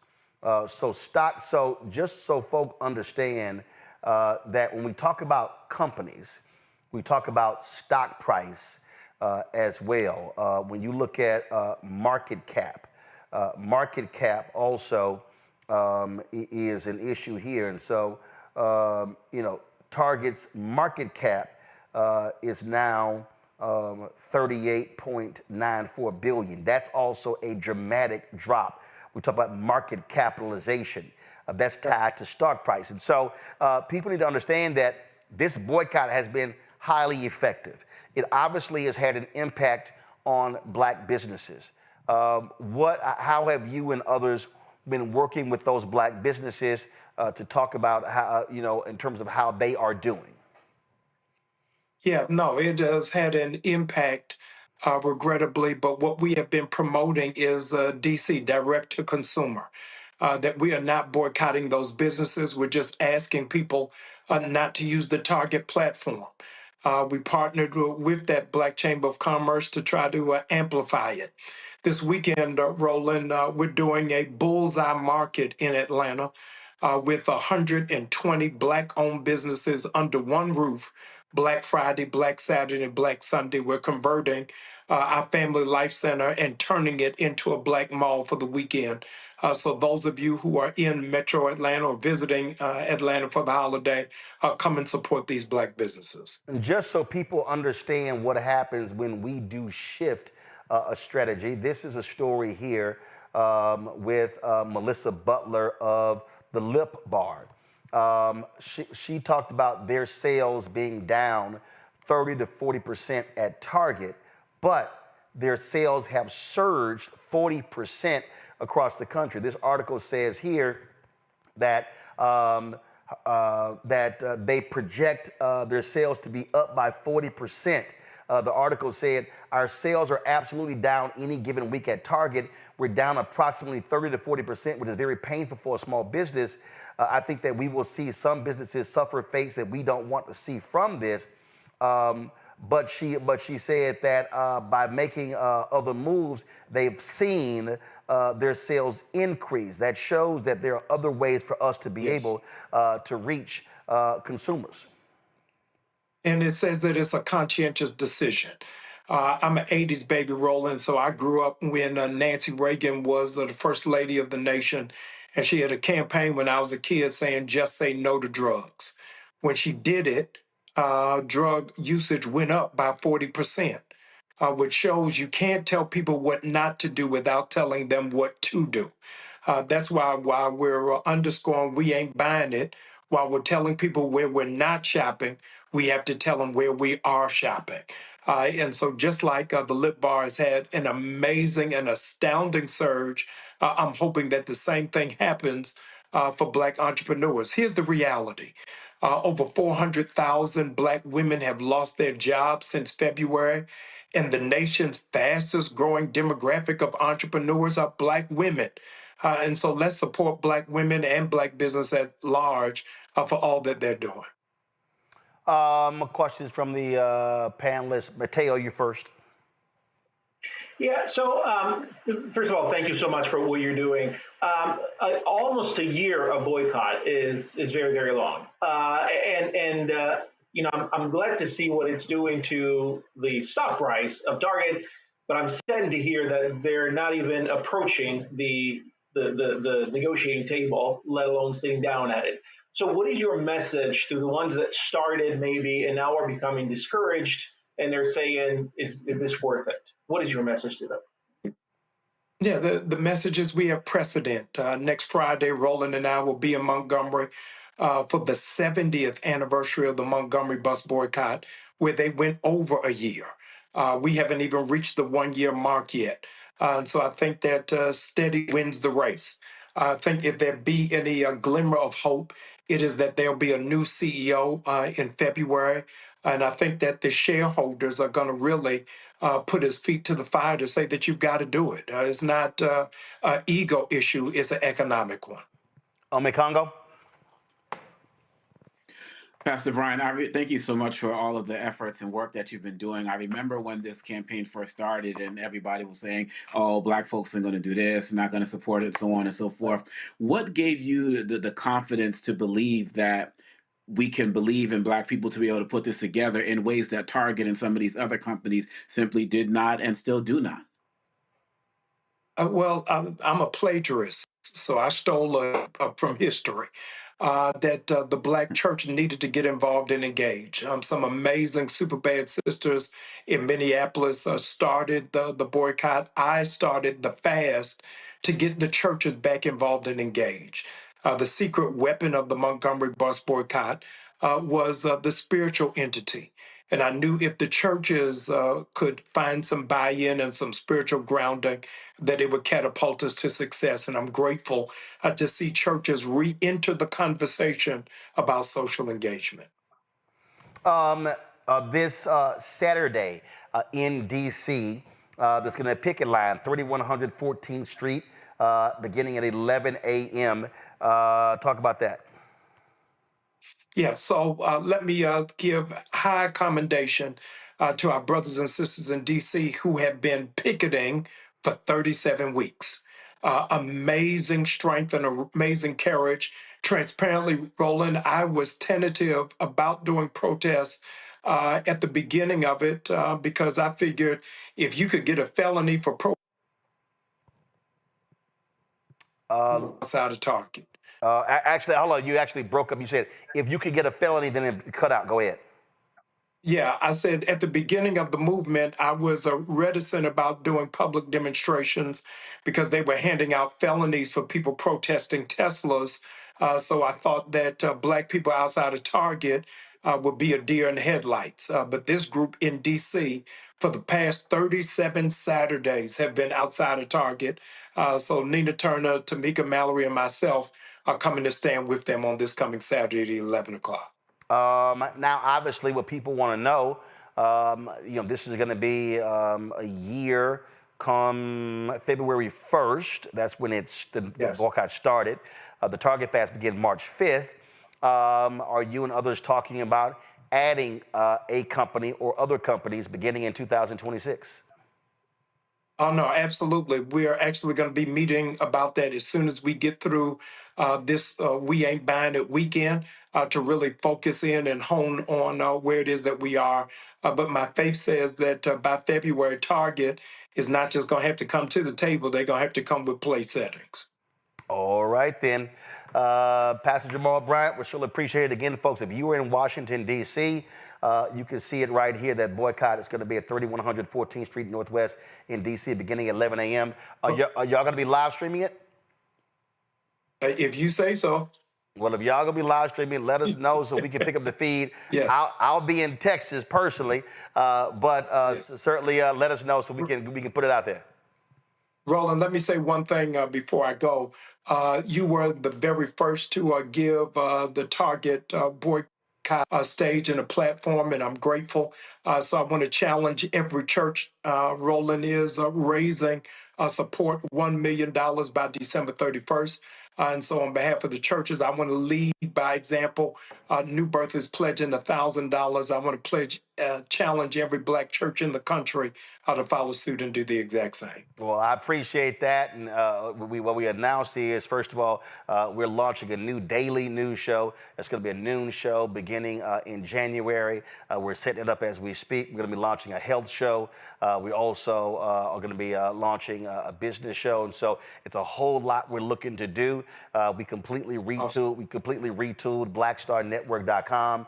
So now when people go to the website, that's also a news portal. You're going to see, go to my iPad, you'll see it. You're going to see different stories there, columns, other things along those lines. So we're working on all those things as we speak because it really is about being able to have news and information. I get a lot of people hitting me. They're like, hey, man, can you do sports entertainment?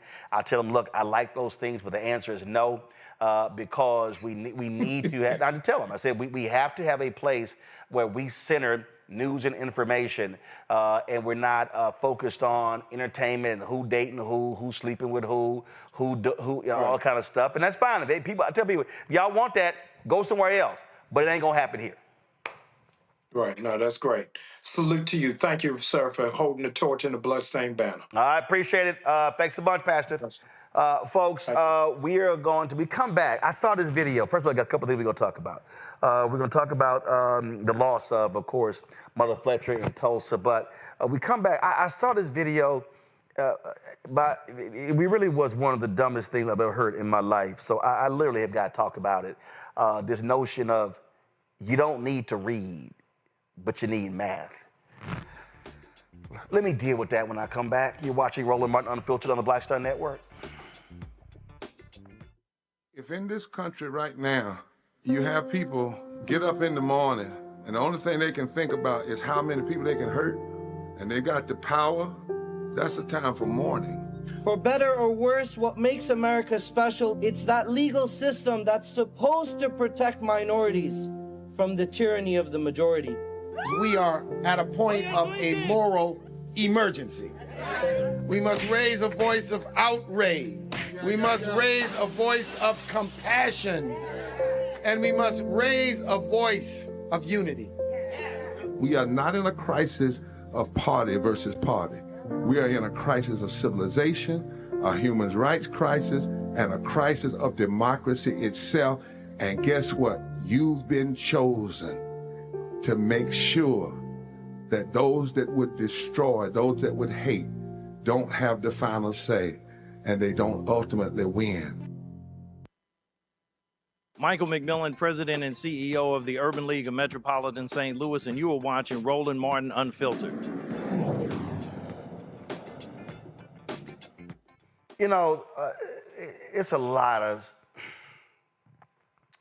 Let me start this way. Somebody posted something that I thought was hilarious. They said, can we please have a $7,000% tariff on podcast microphones? When I saw that, I thought that was pretty funny when I read that. But because everybody and their mama now got a podcast and everybody talking, it does not mean that you should listen to anybody and everybody. And so this has been circulating on social, and this is rapper Jules Santana. I don't know what podcast he was on, but this dumb shit was actually said publicly out of this boy's mouth.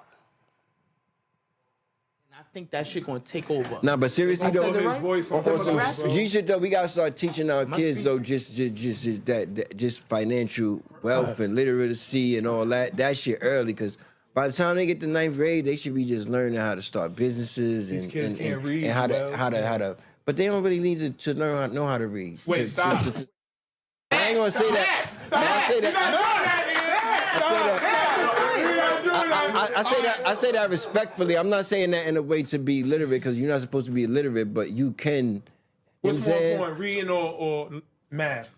Math. Told you. Math. I think you could listen to a book on YouTube. You can still obtain the information. And you don't have to know how to read. That's not reading and understanding. I believe common sense is better than everything. I'm a common sense nigga. I'd rather have zero book smarts and common sense, be able to read the room, be able to read life, be able to read people. I try to understand people, you know what I'm saying? Like, nowadays, you can listen to a book. I just listen to the 48 Laws of Power, not to. You gotta read your contract, Els. You don't have to. You can listen to that too. They got apps you can put it in and it'll read it to you. Are you crazy? So I know that shit now. It's gonna say this is bro. It's gonna tell you now, like, yo, this is bad. It probably will. AI will now. That's what I'm saying. That's how freaky it is. You don't have to read. Shit can be told to you. It'll be so. I'm not saying that in a bad way. Like you don't need to know how to read. At a restaurant. Floyd Mayweather don't read that shit. You at a restaurant. Like, it's mad shit you gotta read. You saying that, you just gotta know what you like. You know what I want. You ain't gotta read the restaurant. You can just say, what is this, a steak joint? I want steak, nigga. What y'all steak come with? What y'all got? When the waiter come? Reading way more important. When the waiter come, you got, what come? I'm gonna have to. I'm gonna have to stand up for this dumb shit.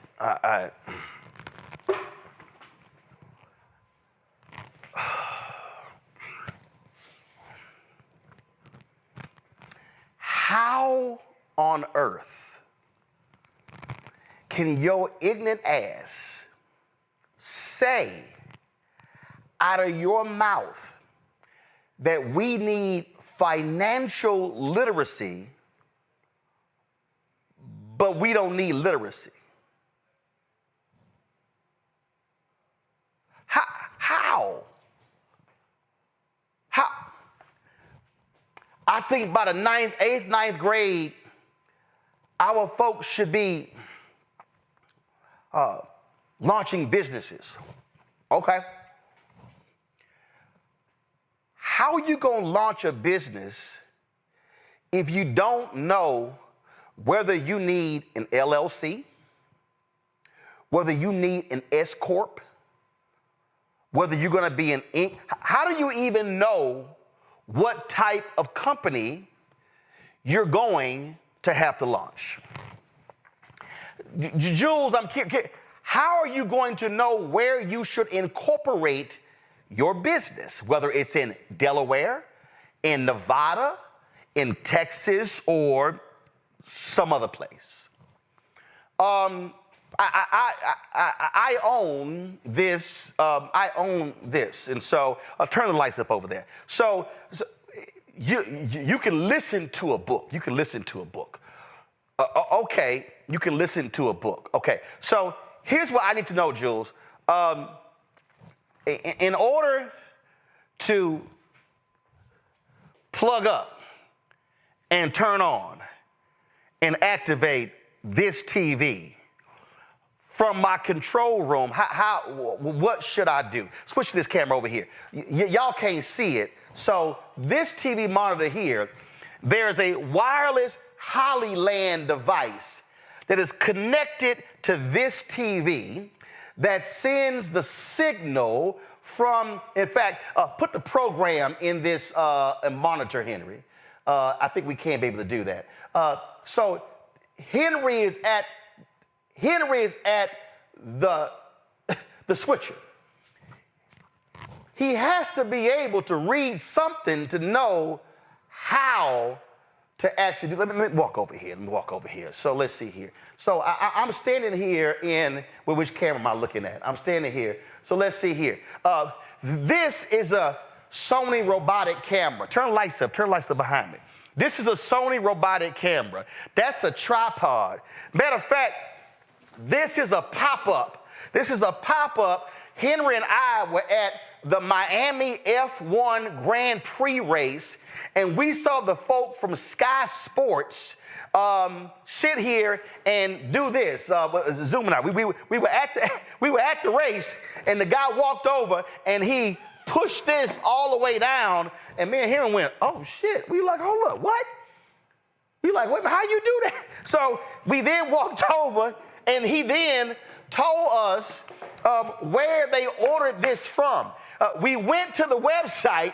It wasn't in English, so I had to have my assistant hit them up so we can translate how to actually deal with it. And so you got monitors down here. You got an electric fireplace over here. This set was actually built. We got LED lights up here. You got, how in the hell can you build this business and you ain't got to read shit? That's the dumbest shit I've ever heard in my life. Oh no, y'all, y'all see talking about Let me zoom this out. Y'all see this here? This right here, y'all, allows you to gather your cables. So when people are walking, they're not tripping because cables are all over the place. Your ass gotta read to know what this is. To know, oh, that's a thick cable versus a thinner cable.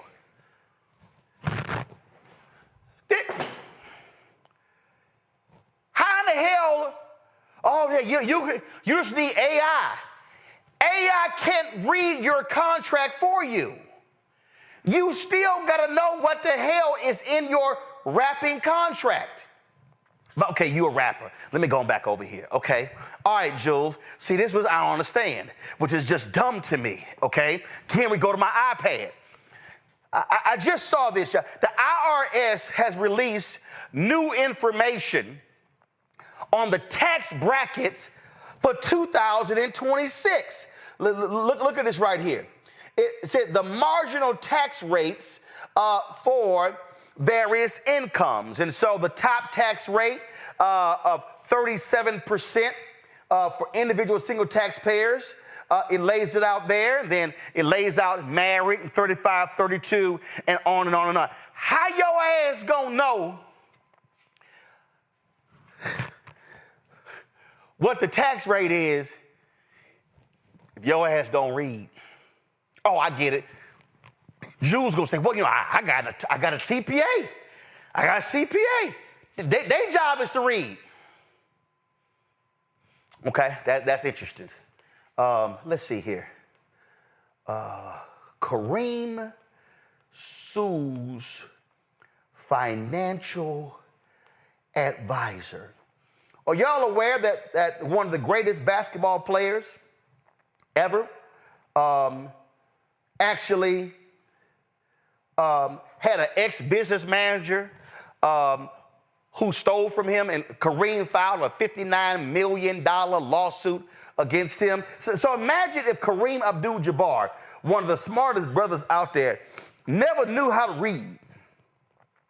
Never knew how to read. And mind you, Kareem is extremely smart. He is very, very smart. But the article lays out that there was mismanagement by his business partner, Tom Collins. Look at this here. This article was written. Let's see here, August 9th, 2022. It lays out here, they filed a lawsuit to recoup the money. Between 1984 and 1985, Collins arranged several partnerships among all his clients, and it goes on and on and on. Kareem is an extremely smart brother who follows his own money, but he had to sue his guy. So, do you know how many athletes, basketball players, football players, baseball players have gone broke because their accountants and business managers and CPAs and agents stole from them? Do you know? Who was the brother? Terrell, that's your sorry team, the Commanders. Who the dude was the, Clinton Portis. Yeah, let's see, Clinton Portis. Let's see, Clinton Portis and business manager. Clinton Portis publicly said that he was sitting in a car, boom, right here. See, I told y'all I got a good memory. Ex-running back Clinton Portis was ready to commit murder until a friend talked him out of it. Look at this here. Former Washington Redskins running back Clinton Portis contemplated killing one of his former financial managers after losing millions of dollars in various investments. Yeah, it was a study.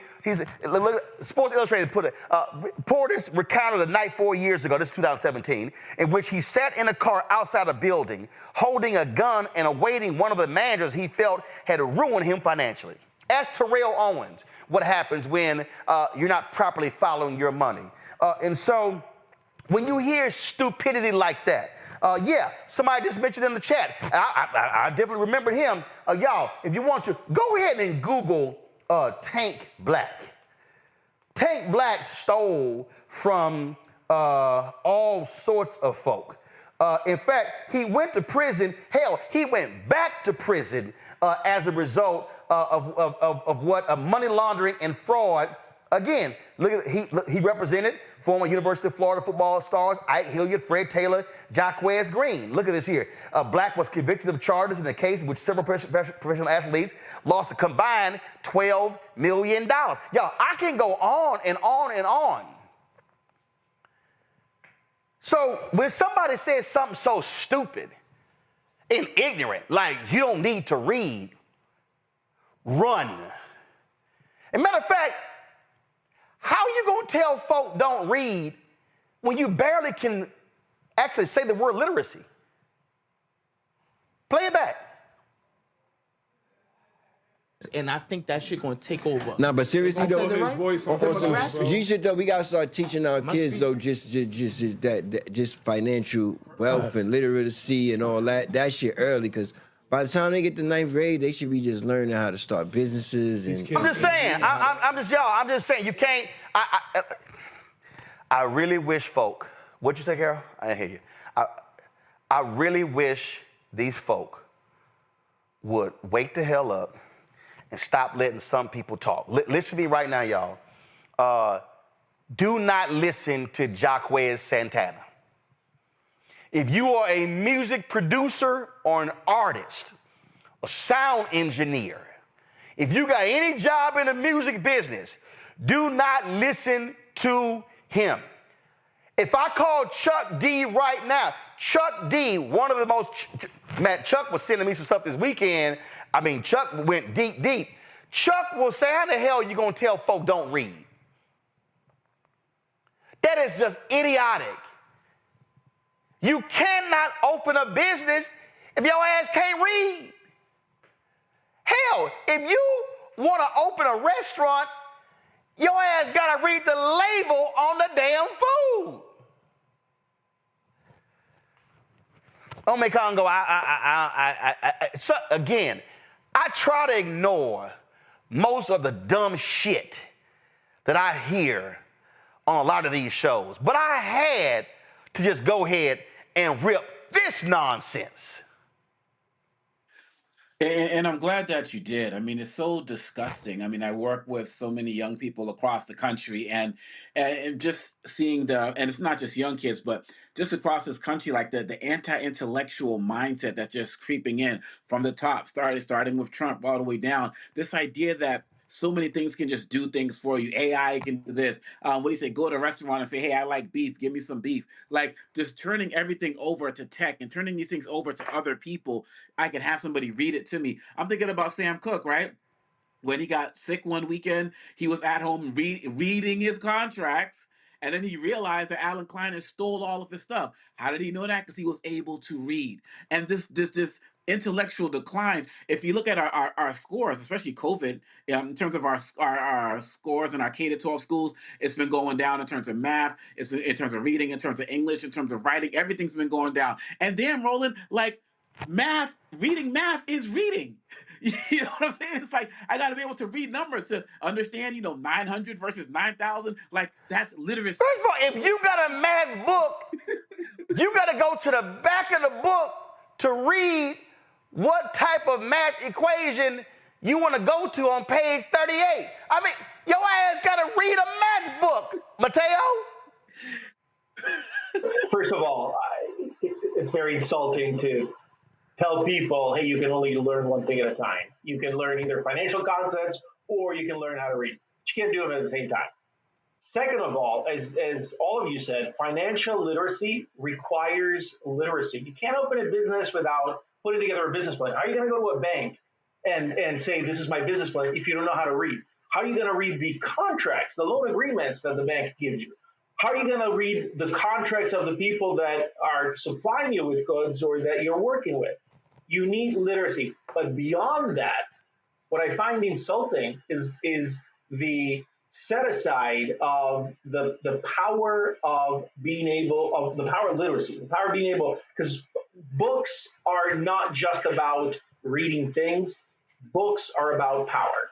And as we've said countless times on the show, they're trying to make us dumber because a dumb community is easier to control. And to hear somebody tell others, hey, you can be dumber because by not reading, you become dumber. And it's okay, as long as you can make money and you can be dumb, you can be manipulated by the government.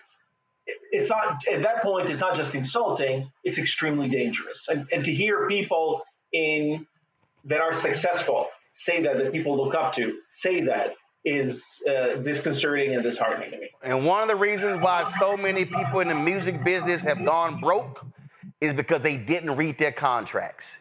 And they didn't read. So that's just dumb to me. So y'all, don't listen to nothing he said. Nothing. And matter of fact, when I was sitting there thinking about it, just turn the music up. I remember I had this guy on my radio show on WVON radio, and he was saying how some of these rappers should change some of their songs. Jules, maybe you ought to listen to this song here in your downtime. Turn it up.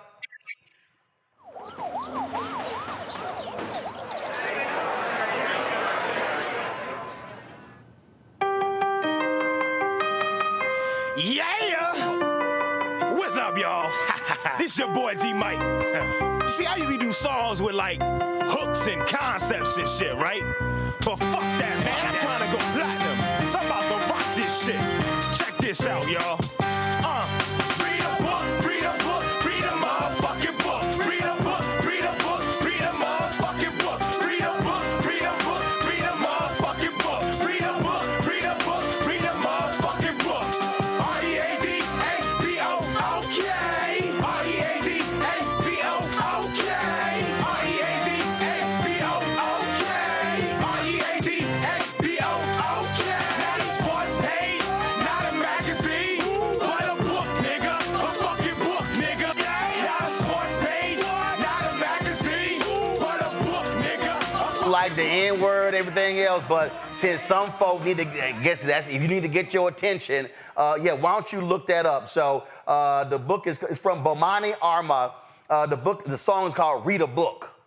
Jules Santana, that's for you.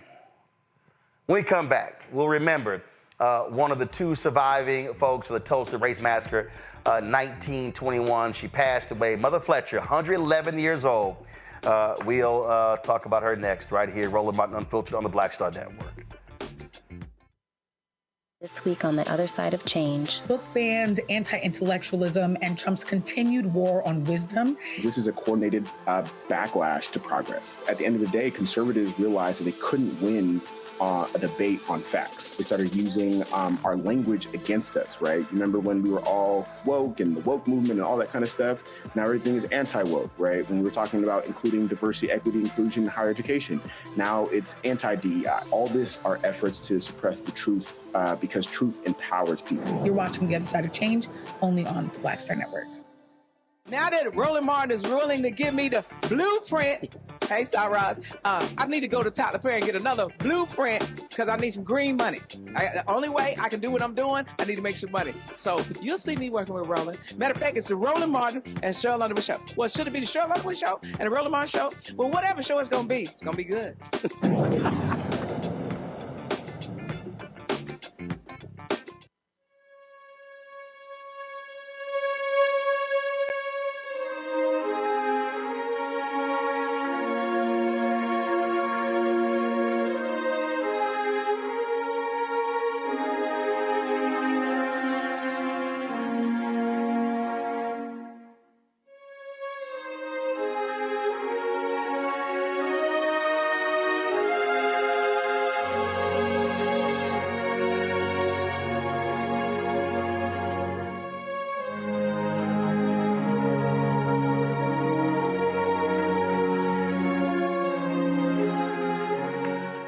Folks, it was tough this afternoon getting a text message from Demario Solomon Simmons that Mother Viola Ford Fletcher, the oldest living survivor of the Tulsa Race Massacre, has passed away at the age of 111 years old.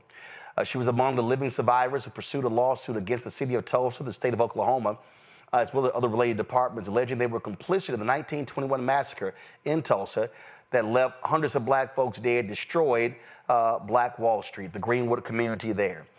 They still are living with the effects of that massacre today.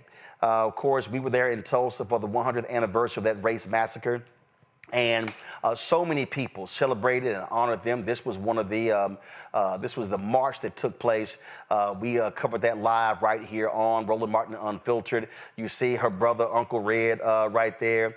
As well as the other survivor. And so it was three of them. And so people celebrated them, feted them, and talked about them. I remember when Mother Fletcher, Demario, posted photos and video when she made her first visit to Ghana and how she felt about that. Demario joins us right now. Of course, he's a civil rights attorney, founder of Justice for Greenwood. He has really gotten to know them so well, representing them, traveling with them all across the country and the world, testifying before Congress. Demario, glad you're with us. Unfortunately, this sad story here, and I must say, Mother Fletcher was one strong sister. Yeah, man, Roland, good to see you. Thank you for having us on. It's been a tough day for sure. And, you know, I've been thinking about, I was talking to some of the team, like, you know, a woman lives to be 111 and a half years old, and you're just so devastated and surprised that she's passed away. But she was so strong. She had so much life. And we, as you know, Roland, we were concerned for many years about, can we get them justice before they pass? But I'll be honest with you. Over the last 18 months or so, I stopped worrying about Mother Fletcher passing away because she was just so vibrant. And at a 110th birthday party that we had for her back in May, this past May, we sang her happy birthday. And at the end, we forgot to say. Demario broke up there. Hello, Demario. Hello, Demario. Hello, Demario. You broke up there and said, at the end, we forgot.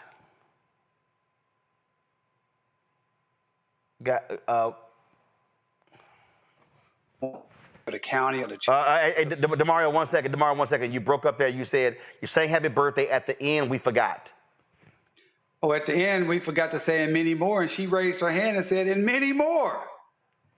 And then she told me directly that she planned to live 5 more years. And I believed her. And so, you know, it's just devastating loss that she's gone because she was such a you know, wonderful and special person.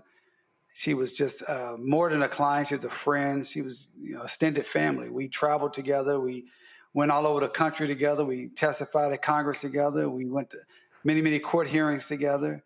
And I was with her Friday night at her hospital bed.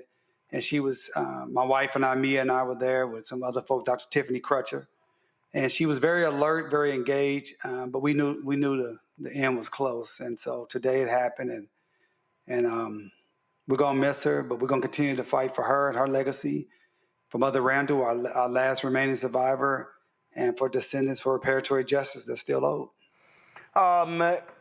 Again, she was right there with you, with her brother, with the other lone survivor, and you know, and it was unwilling to back down, testifying before Congress.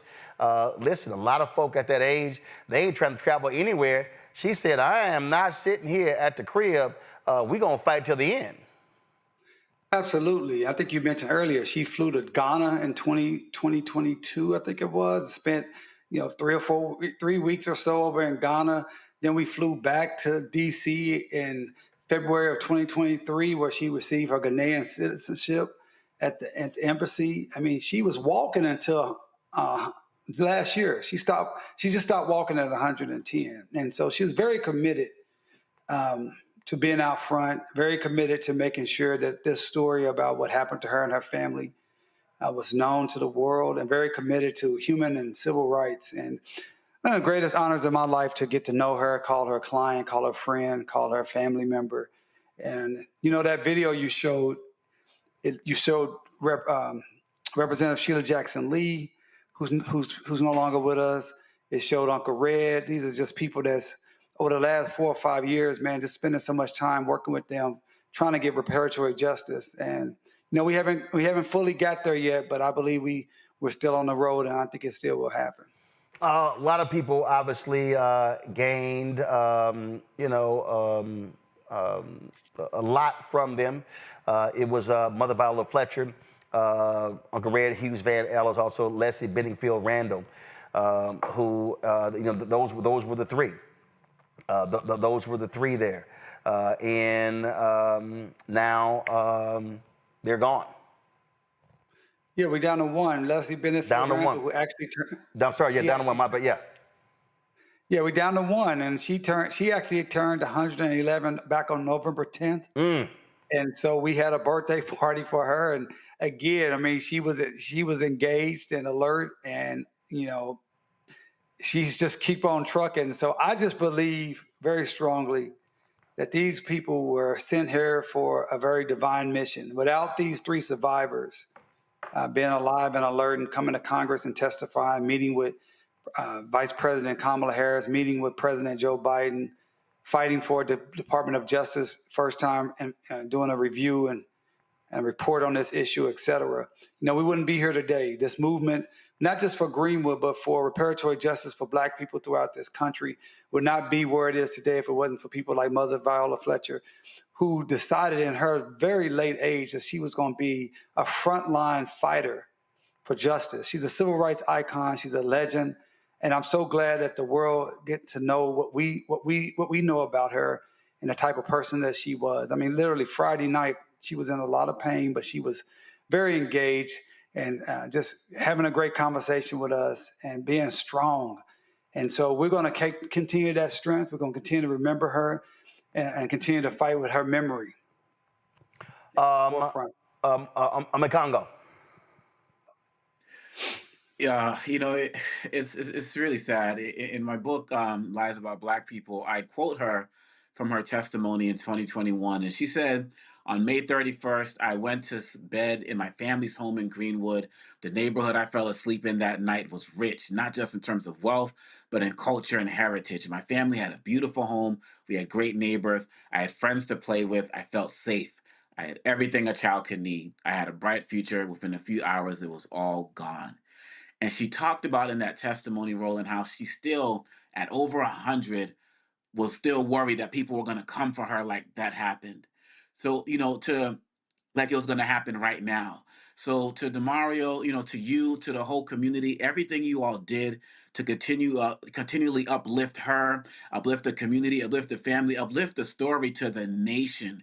We're just so appreciative for you because we couldn't be in that space to do that. I'm so glad that her memory is going to live on through all of us. But I just want to also just take this time to personally commend you for all you did to hold up this queen for the world to know and to see. Well, I really appreciate that, brother. And, we had a great team, my team at Justice for Greenwood, and the many, many lawyers that worked with us at Schulte, Ross, and Zabel, and, all around this country, my good friend, Professor Eric Miller, and Dr. Tiffany Crutcher and the Crutcher Foundation. There's many people that came together to do that work. But I thank you so much. And, of course, what Roland and the Black Star Network and many others have been here supporting us, we couldn't be here without. And here's that testimony you're talking about. And, to sit next to her, I'll tell you guys, that was the day that changed everything, because up until that point, a lot of people thought that this was just this lawyer that was, just speaking on behalf of these people, and they were just old people. They don't really know what's going on. But on this day, May 19, 2021, when the world saw for themselves and heard for themselves the things that you just quoted, and people realized, wow, this is real. This person is real. This trauma is real. It changed everything for our movement, and that's why we're still here today. Thank you.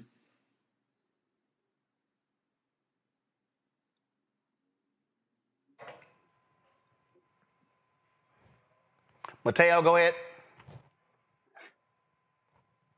Mateo? All right, Mateo is frozen.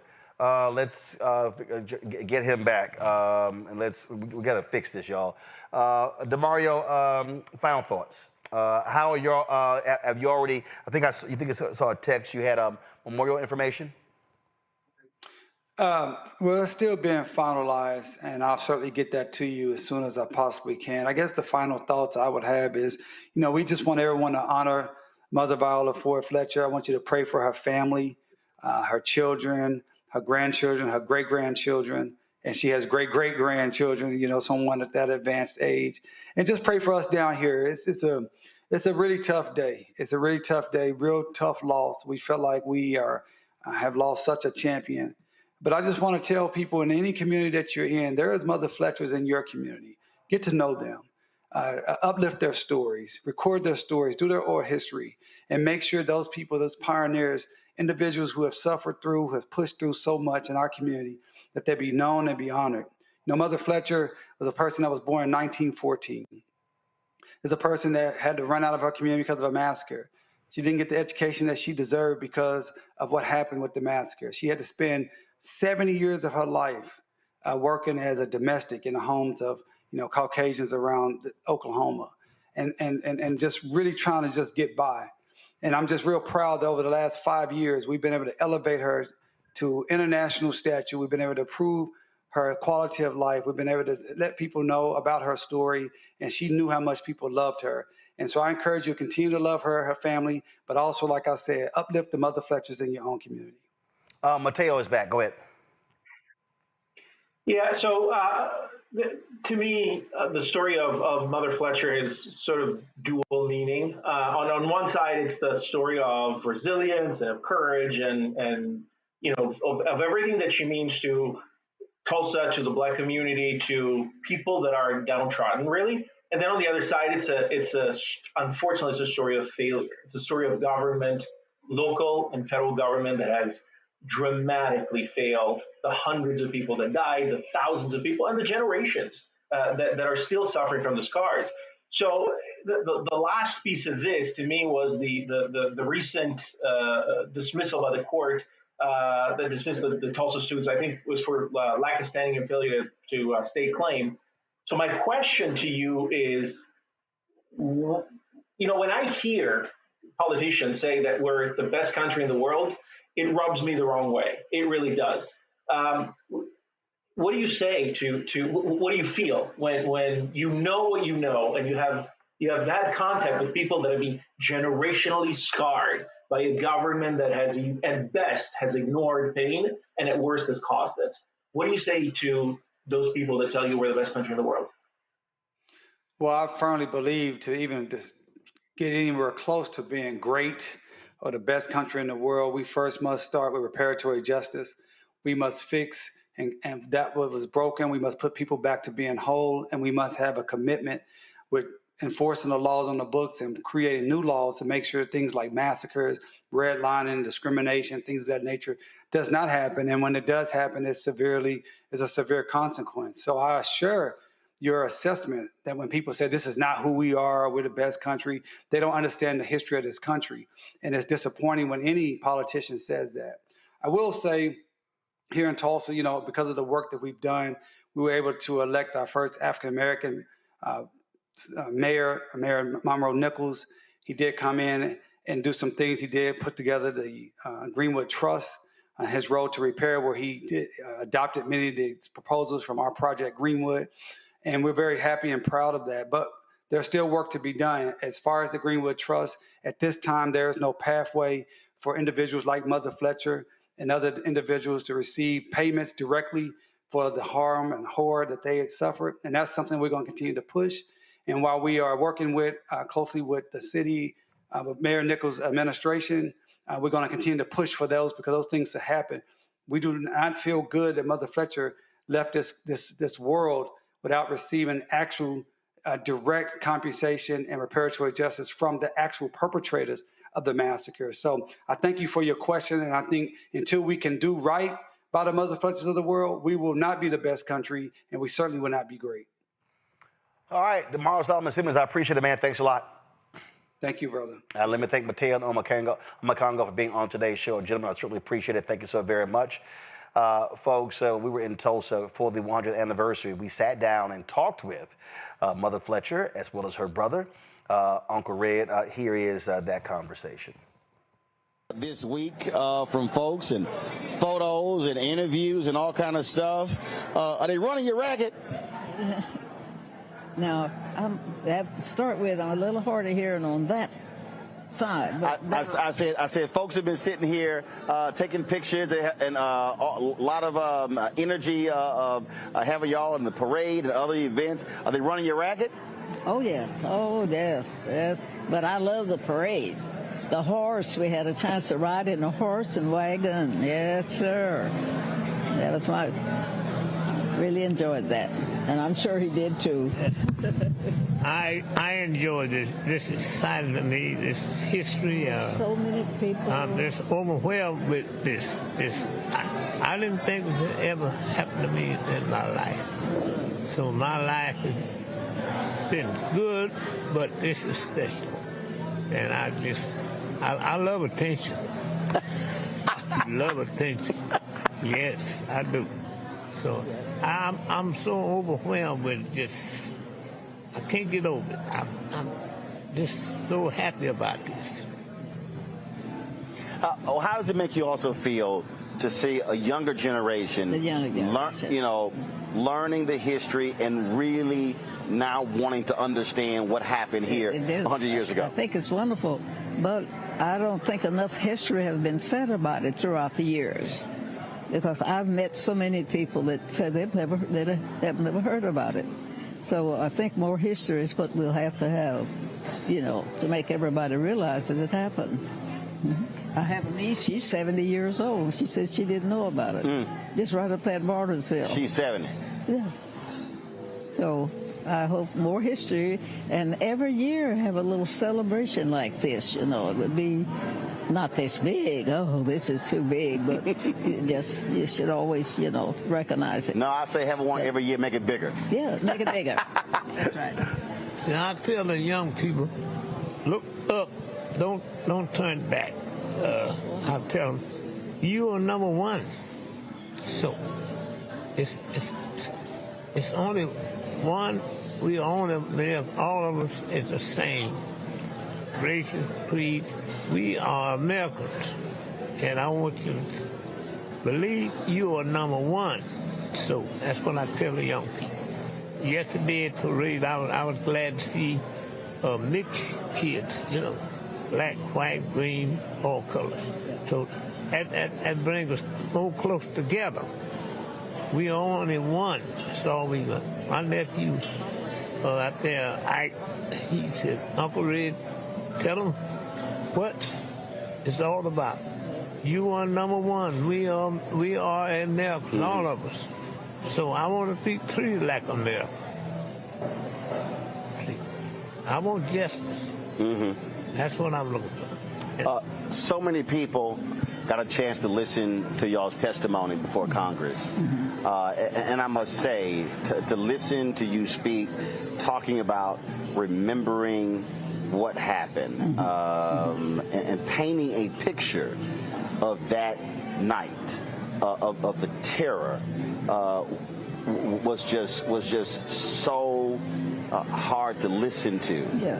And folks don't understand the pain and agony that black folks have had to experience in this country. I know that we still have some of that pain and action. Like, I don't sleep all night, and the darkness and any little sound, all these years later. Oh, sure, every day. Why not? Every time of day that it happens, look like you think about it. It's something that'll never pass with me. No, sir.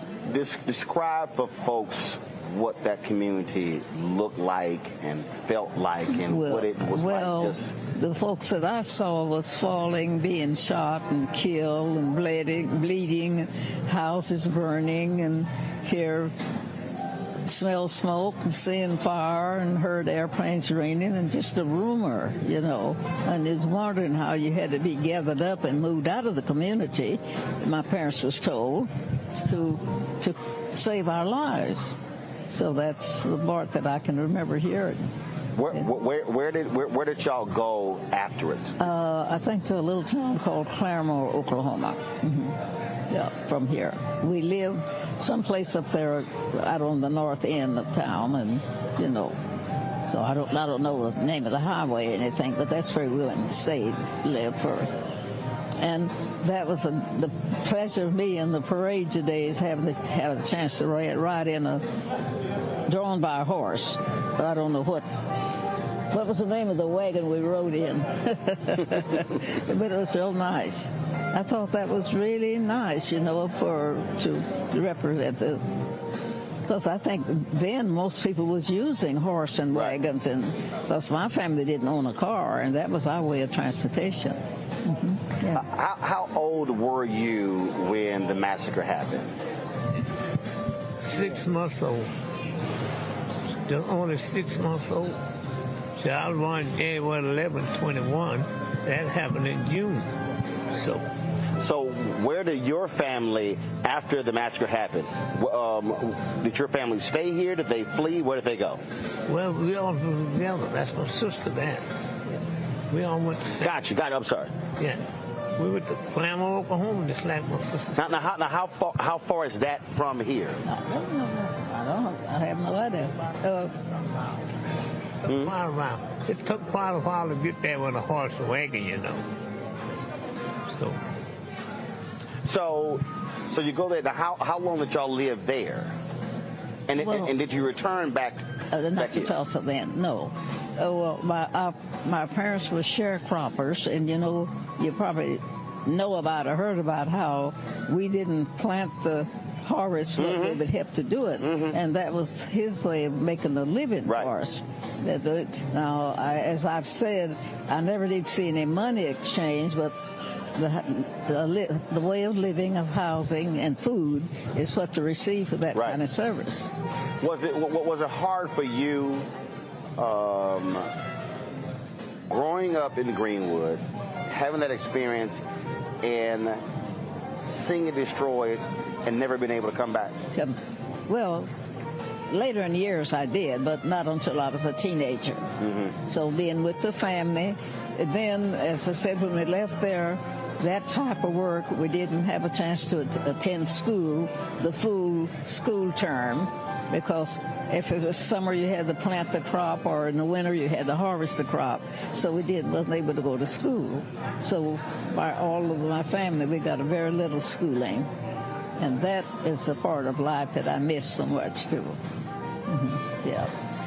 Now, you go into the U.S. Armed Services, and this is the thing that we always talk about. Black folks loved America more than America loved black folks. That's right. And so to fight for a nation knowing full well what it did to your family and your community. It was a segregated army. It was a black army and a white army. Well, it was.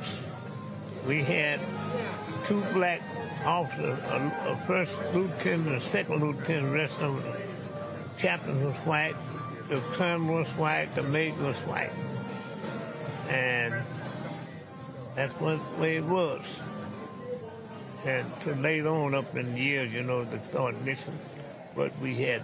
It was just like you living at home. You were separated from the other army. But you still served. We still served, though. We still served. Well, may I say, you know, I had 2 brothers, 2 sons, and 2 grandsons in service. So what he's saying, you know, I've heard that 3 different generations of times, and they've served on different terms. And each one of the 3 was with the Army or the Navy, and I've learned from their testimony that it's a life that, well, you just don't. You don't have your idea. You have to do what you're compelled to do. And it was pretty rough on them, really. And sold to Carvana. Ooh, that was too convenient. It's a great offer. What's wrong, John? I set aside a week to sell my car, Clarence. I haven't had free time since 2000. Folks, so we're going to pick the interview up. Go back to it. Reinvigorated emphasis on Greenwood. You have folks talking about emphasizing Black Wall Street and businesses. It's 100 years later. Think in the future, what do you hope 100 years from now Greenwood and Tulsa will be like for African Americans? What do you hope it will be? I hope it's being able to get back to normal like it was before. But it's going to be some help because of everything that our race owned then, they should be reimbursed for it before Greenwood can get back like it was. But now, maybe it might be different, but that's my thought about it. What do you hope for 100 years from now Greenwood will look like? I hope it will get back like it was. That people own their own business, their own jewelry stores, their own banks, funeral homes, police stations, tailor shops. They work hard to get that. They wanted the people in Oklahoma didn't lend them the money. They had to go to different states to get that money to build that business. I'd like to see that. I'd like to see that again. Now I gotta ask you this. Now, I've met him before coming here. How you let this man go on the Tom Joyner cruise every year dancing with all those young women? I got video of him on the dance floor late at night having a good time. I think I was present at that time. I've been with them. To do that, you got to plan. You don't have to have a lot of money. You plan it for years, then you decide what you want to do. You save a few dollars every month, and when time to come to go, you can go. Yeah, well, I went with him, and I think I was with him during that time when he was dancing. But they invited me. 99. Yeah. She was 99 years old when she went on. Yeah. Well, it was about 1 o'clock in the morning when I ran to him at the party. Oh, really? Oh yeah, he was out late. Yeah. Oh, that's it. You see, when I went, I had to be pushed in a wheelchair. Right. Tom Johnny and his son would take care of me. They said, where's Dad? Said, we got him. So I didn't worry. I had people that looked after me on the cruise. Mm-hmm. Yeah. He was taking tequila shots. Oh.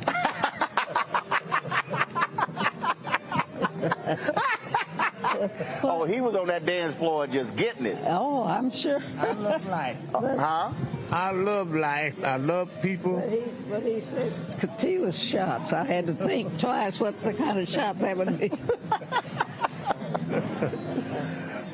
Now, what kind of shots are they getting? What's this little herb that's growing? They taking all kind of shots now. I mean, but it's a what are they? That's a Mexican shot.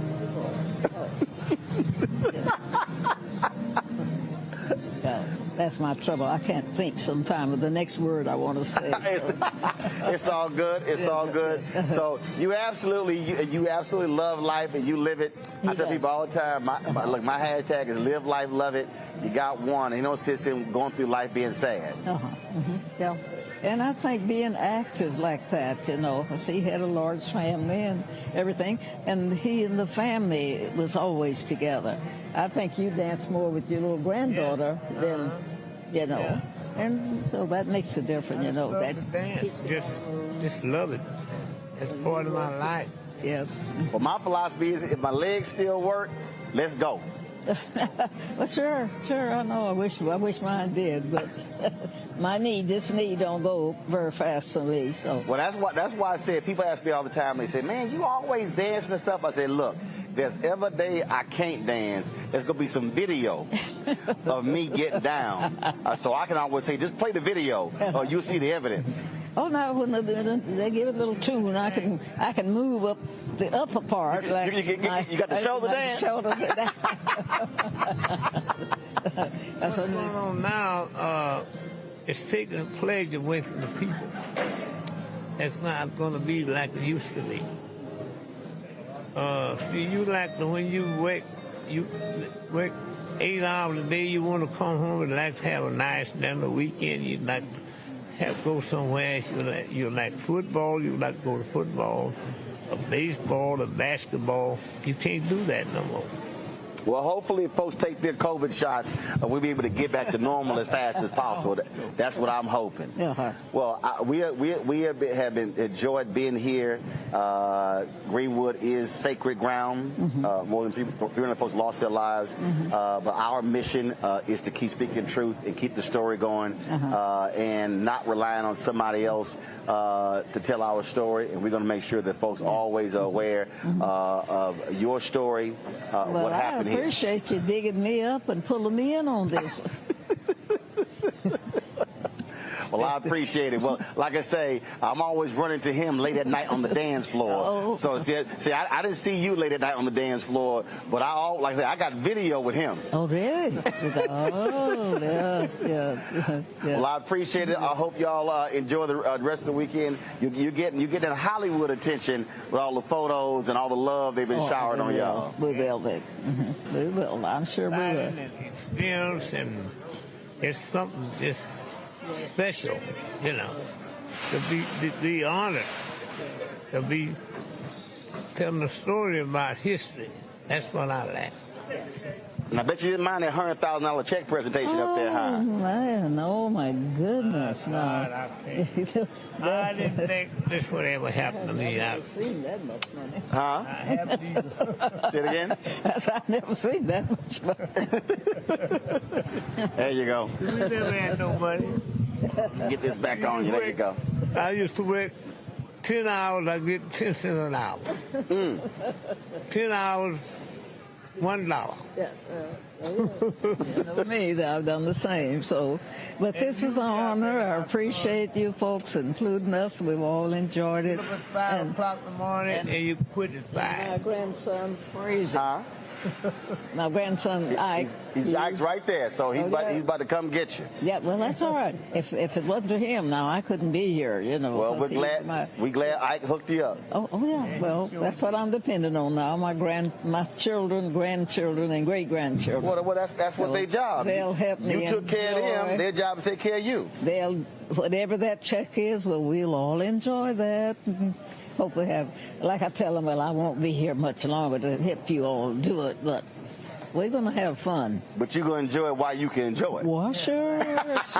I mean, there's so many things we need, so just getting things that you need makes you feel better and be able to live longer and be satisfied. And folks, back to that Roland Martin Unfiltered video in just one moment. October 2023, Uncle Red became an ancestor at 102 years old. And today, his sister, Mother Fletcher, became an ancestor at the age of 111. They're now joined together in heaven. Folks, that is it for us. We appreciate you joining us right here on Roland Martin Unfiltered on the Black Star Network as we remember one of the 2 surviving members of the Tulsa Race Massacre.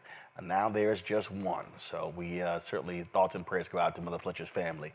Folks, that's it for us. If you want to see news like this that you're not going to see anywhere else, that's why you must support Roland Martin Unfiltered and the Black Star Network, the shows that we have here. We're telling stories that no one else is telling. And not only that, we're not just doing a headline. We're not just sitting here giving you time.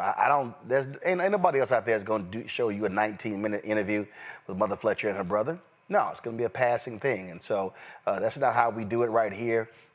We always pay proper tribute to our ancestors. And so that's why supporting this show is critically important. If you want to contribute to join our Bring the Funk fan club and give via Cash App, use the Stripe QR code. You see it right here, bottom left-hand corner. That's also for credit cards. PayPal is R Martin Unfiltered.